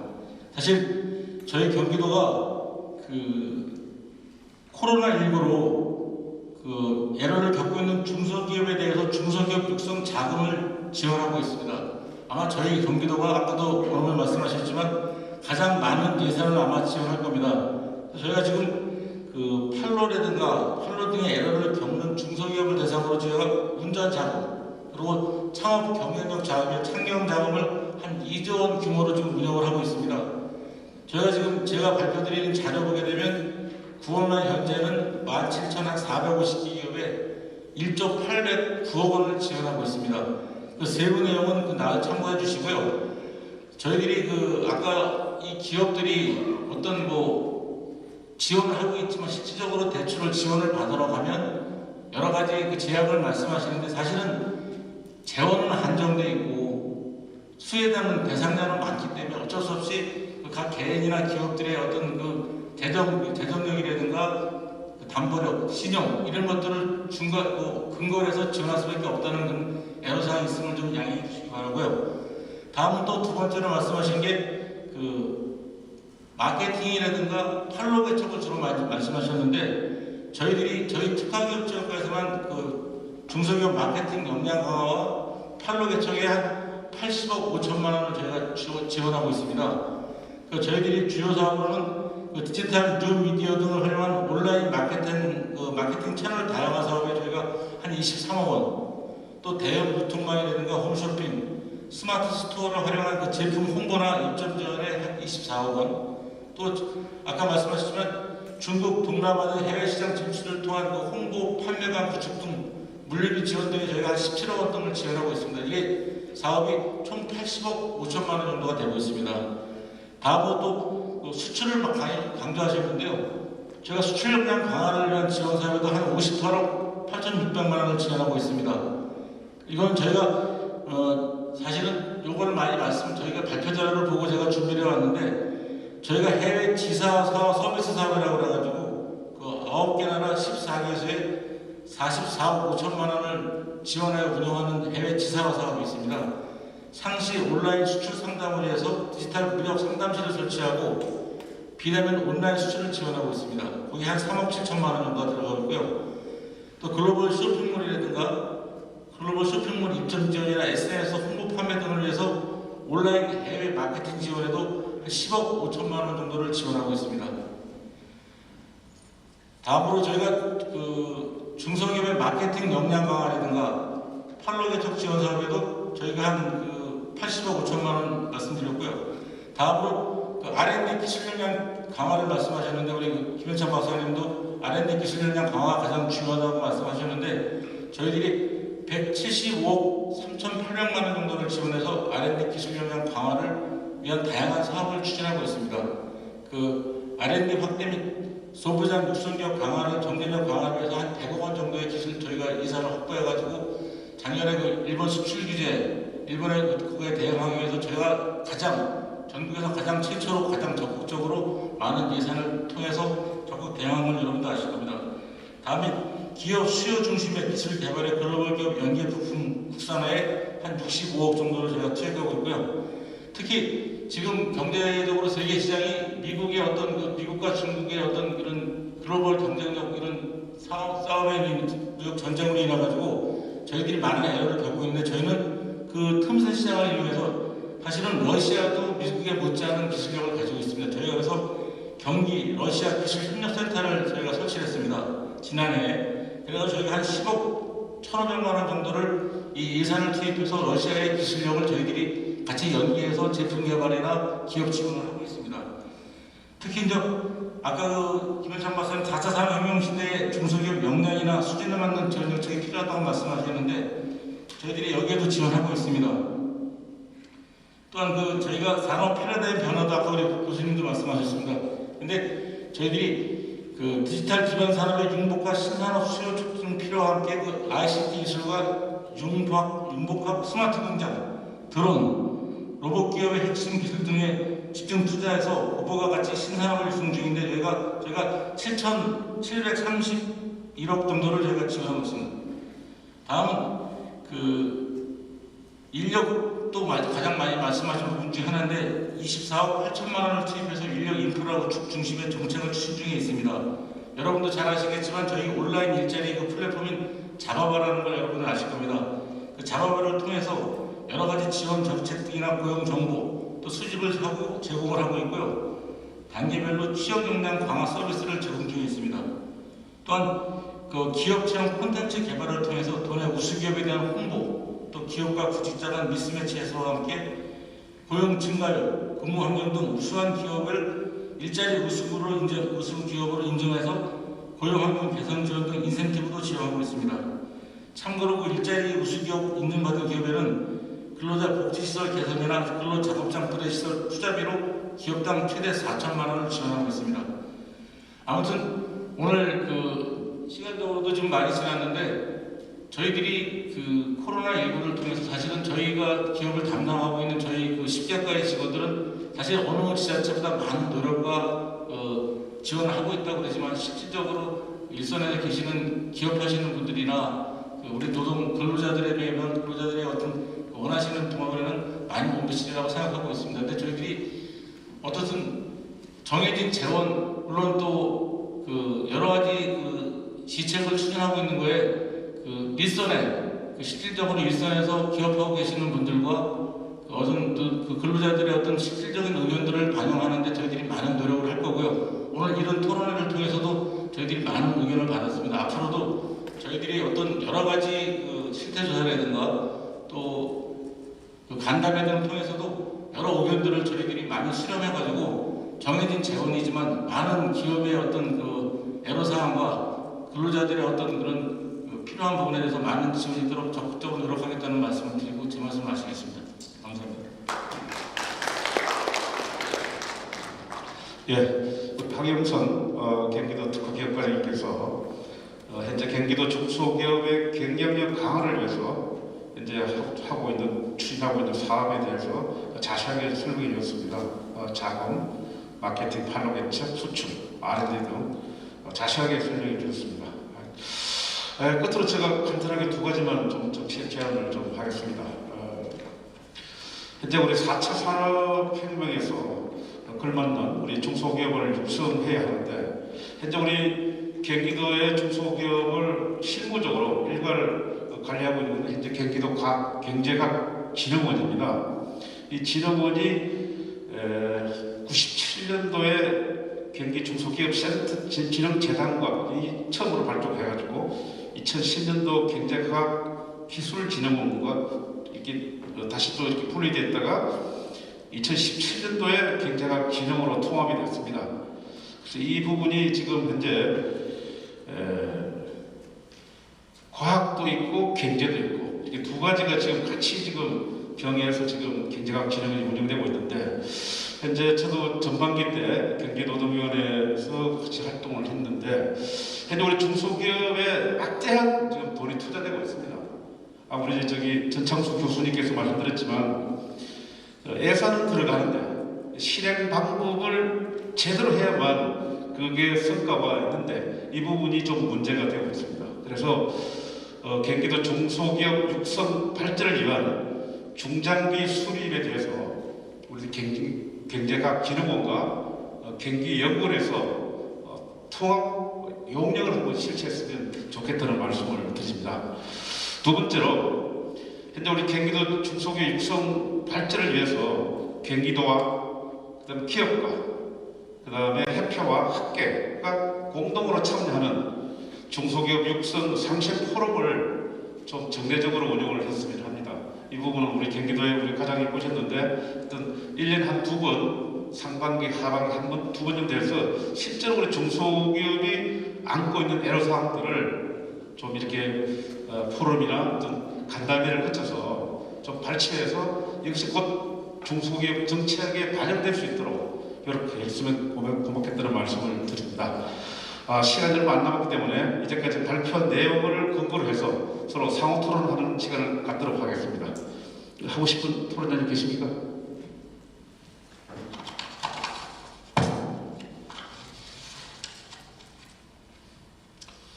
없으면 우리 김희창 영무님께서 놓았던 일을 종합적으로 얘기할 수 있는 부분이 있으면 이야기 좀 해주세요.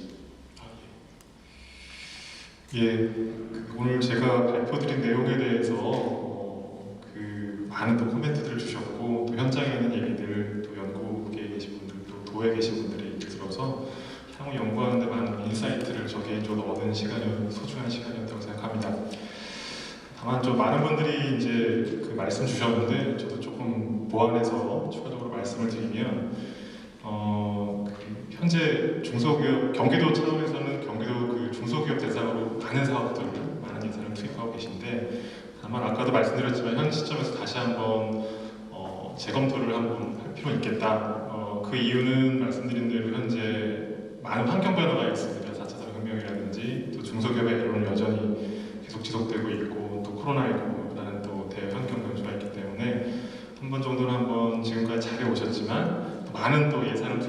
만큼 한 번 정도는 또 검토를 해서 향후의 정책 어떤 방향을 한번 정비하는 시간을 가졌으면 좋겠다. 그래서 자장께서도 이제 그 정책 용역을 말씀해 주셨는데 저도 100% 공감하고 있고요. 중소기업 그 정책, 목표 이런 것은 굉장히 좀 대상에 따라 다를 거라 생각이 됩니다. 예를 들면 아까 이상한 박사님도 말씀하셨지만 이제 혁신기업, 주로 벤처나 이노비즈 이런 인증받은 기업들은 R&D가 굉장히 중요할 수 있고요. 또 납품 기업 같은 경우는 하도급, 단가, 대중소 상생 협력 이런 게 또 중요한 이슈일 수 있을 것 같고 이제 막 또 시작하는 기업들한테는 창업 작업이라든지 판로 이런 것들이 굉장히 어려운 부분일 수 있기 때문에 그런 업종이나 어떤 규모, 업력에 따른 어떤 세분화된 정책 대상과 목표를 선정하는 일이 좀 중요할 거라는 생각이 듭니다. 또 그런 과정에서 필요하면 기존에 있던 사업들도 저는 필요하면 재편도 가능하지 않을까.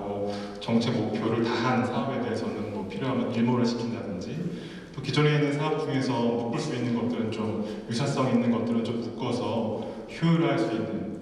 왜냐하면 또 관리 차원에서는 또 효율화도 되지만 사실은 너무 또 사업이 많다 보면 그거를 수혜받는 수요자, 기업 입장에서는 굉장히 어떤 사업을 또 선택해야 될지에 대한 문제가 있기 때문에 그 사업에 대한 재편, 효율화는 좀 필요하다고 생각이 되어지고 다만 그러한 과정에서 아까 이상한 박사님도 부가가치를 올리는 편에서 R&D가 중요하다는 건 저도 100% 공감하고 있어서 그러한 것들이 조금 더 고려될 수 있지 않을까. 물론 자금이나 판로도 계속 중요하고 강화돼야 되고요. 그렇게 생각을 하고 있습니다. 두 번째는 제가 조사 내용 중에 채용 당연히 어려워하고 계시고 어려운 이유 중에서 이제 중소기업에 대한 약간 부정적 인식이라든지 근무 여건들 조사가 됐었는데 사실은 여기 포함이 되지 않지만 요즘에 그 젊은 친구들한테는 근무 여건도 중요하지만 또 조직 문화가 중요하다는 얘기를 제가 많이 들었습니다. 물론 중소기업에서 경영활동을 하시면서 조직 문화를 신경 쓰기 굉장히 어려우신 부분도 있는데 아마 자체적인 노력도 좀 어느 정도 필요하고 또 조직 문화를 약간 좋은 쪽으로 개선할 수 있는 그런 쪽에서 경기도가 어떤 역할을 할 수 있을지 저도 좀 궁금하긴 합니다만은 좀 조직 문화에 대한 것도 한번 좀 고민이 필요하지 않을까 개인적으로 좀 생각을 해봤습니다. 이상입니다. 또 혹시 마지막으로 좀 하시고 싶은 우리 여기 부장님 네, 정부가 지금 청년 내일 채용 공제나 작년 고용 촉진 지원금 등 고용 지원이나 고용 유지에 지원제도가 있는데 현실적으로 상당수 중소기업들은 지원 요건에 맞추지 못하고 있어요. 그래서 활용을 하지 못하고 있는 형편인데 경기도가 위원회 같은 전문가 기구를 구성해서 좀 촘촘하게 지원해주는 방법도 있지 않을까 하는 요청을 드리면서 중소기업이 정말 회생을 해야 대한민국 경제의 허리 역할을 할 수 있다고 생각합니다. 그래서 그 기대를 가지고 중소기업을 운영을 해갈 수 있었으면 좋겠습니다. 이상입니다.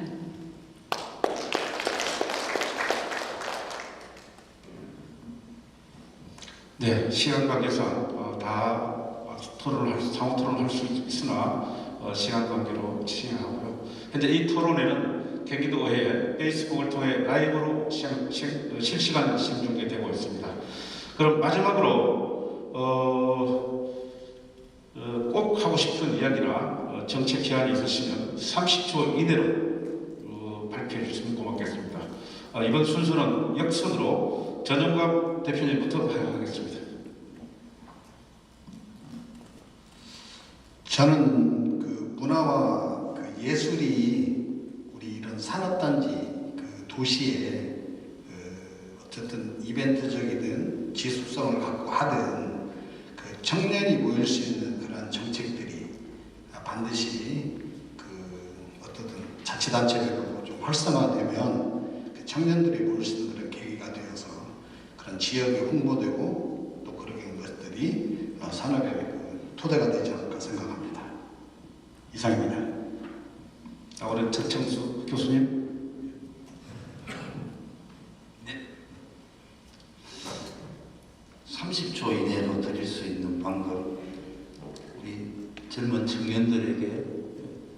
꿈과 비전을 줄 수 있는, 오늘 돈 50만 원, 100만 원 지원이 아니고 비전을 제시할 수 있는 구체적인 지원 제도가 곧 중소기업을 살리는 길이다. 또 한편으로는 경험과 지식이 풍부하게 축적되어 있는 소위 말하는 고령층에 대한 것도 반드시 동시에 가야 된다. 아버지는 돈 벌고 아들은 집에서 노는 사회, 혹은 아들은 돈 벌고 아버지는 집에서 쉬는 사회가 되면 어렵지 않을까 하는 생각이 듭니다. 우리 경기도가 앞장서서 이런 문제들이 곧 인력 공급 또는 원가 경쟁력 혹은 노동 생산성과 직결되어서 중소기업이 경쟁력을 혹은 활력을 찾는데 구체적인 지원이 되었으면 좋겠습니다. 고맙습니다. 이제 김진대 회장님.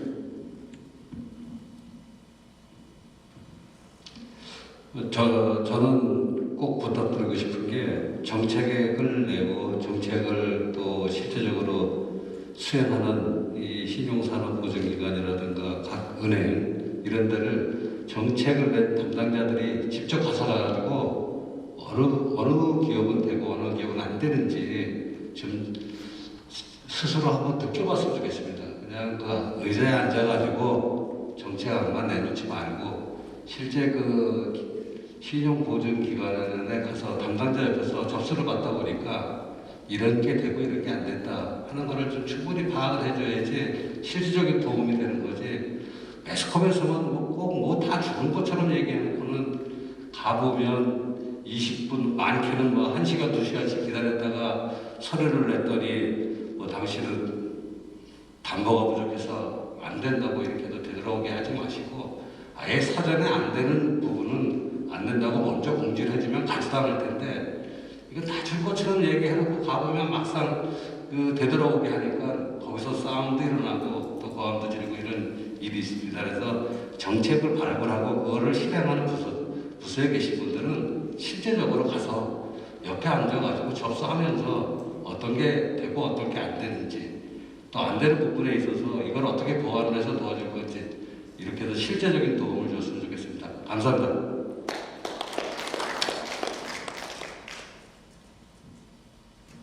이상훈 누구죠?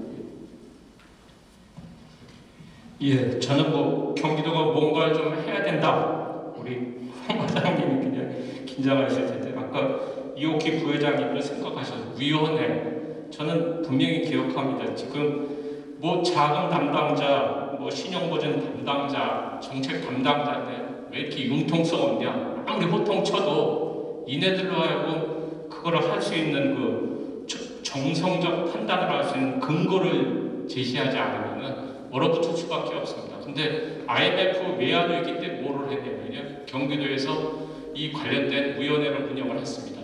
그래서 위원들이 심사를 해서 이거 괜찮다. 법적 근거는 없습니다. 한 페이지짜리 추천서 하나가 첨부돼서 가서 금융기관에서 굉장히 융통성 있게 정성적으로 판단하는데 기여를 했다라는 얘기를 제가 듣고 자주 소개를 하고 있습니다. 뭔가 경기도 표보를 하면은 뭔가 좀 도움이 될 수 있는 정성적으로 판단할 수 있는 얘기를 해야지 담당자가 책임 때문에 안 됩니다. 감사 한 번 받아보면 절대 안 합니다. 그래서 이런 부분을 지금 이 시점에 위기라고 하니까 코로나19 위기라는 게 할 시점이다. 저는 이렇게 생각을 했습니다. 감사합니다. 네, 이옥희 부회장님. 그럼 과장님 마지막으로 주십시오. 제가 또 마지막이 된 것 같은데요. 아무튼 코로나19라는 그 뜻밖의 사태가 장기화되면서 오늘 그 토론회를 통해서 느끼는 바가 많습니다. 그 중소기업의 어려운 상황에 대한 그 생각도 많이 좀 저희가 다짐하게 됐고요. 다시 한번 그 중소기업 경쟁력 강화를 위한 그 막중한 책임감도 도의 담당 과장으로서 실무 과장으로서 느끼고 각오도 새롭게 하는 계기가 됐습니다. 그 우리 김종배 의원님 말씀하신 상생 포럼도 긍정적으로 저희가 검토를 하겠고요. 또 김진대 회장님 말씀하신 그런 사항을 명시하는 저희가 관련 부서와 관련 기관에 적극적으로 저희가 주문도 하고 저희가 소개하겠습니다. 그리고 제가 저거지만 사실은 저 뒤에 제가 받으신 분도 있을 텐데 저희 경기도가 중소기업에 대한 지원 지책을 담은 책자하고 중소기업 유통자금 안내서를 가져왔는데 시의회에 전달해가지고 제가 중소기업들이 간단히 기업들한테 나눠줘서 좀이라도 도움이 될 수 있도록 또한 의견들을 저희한테 물어볼 수 있도록 조치를 했습니다. 아무튼 끝으로 오늘 토론회를 마련해주신 김영미 의원님께 저희 경제노동에 계실 때나 지금도 여전하게 중소기업에 대한 애정과 열정에 담당 과장으로서 깊은 감사드립니다. 감사합니다. 네, 이것으로 경기도 중소기업 체육회사가 경쟁력 강화 방안을 모두 마치겠습니다. 오늘 바쁘신 일정에도 불구하고 토론에 참석하여 우리 중소기업의 애로사항과 대책을 발표해 주신 우리 김현창 박사님과 좋은 정책적인 대안을 제시해 주신 이옥희 경기도 중소기업협회 부회장님을 비롯한 토론자 모두에게 감사드리며 중소기업 대표님들에게도 감사드립니다.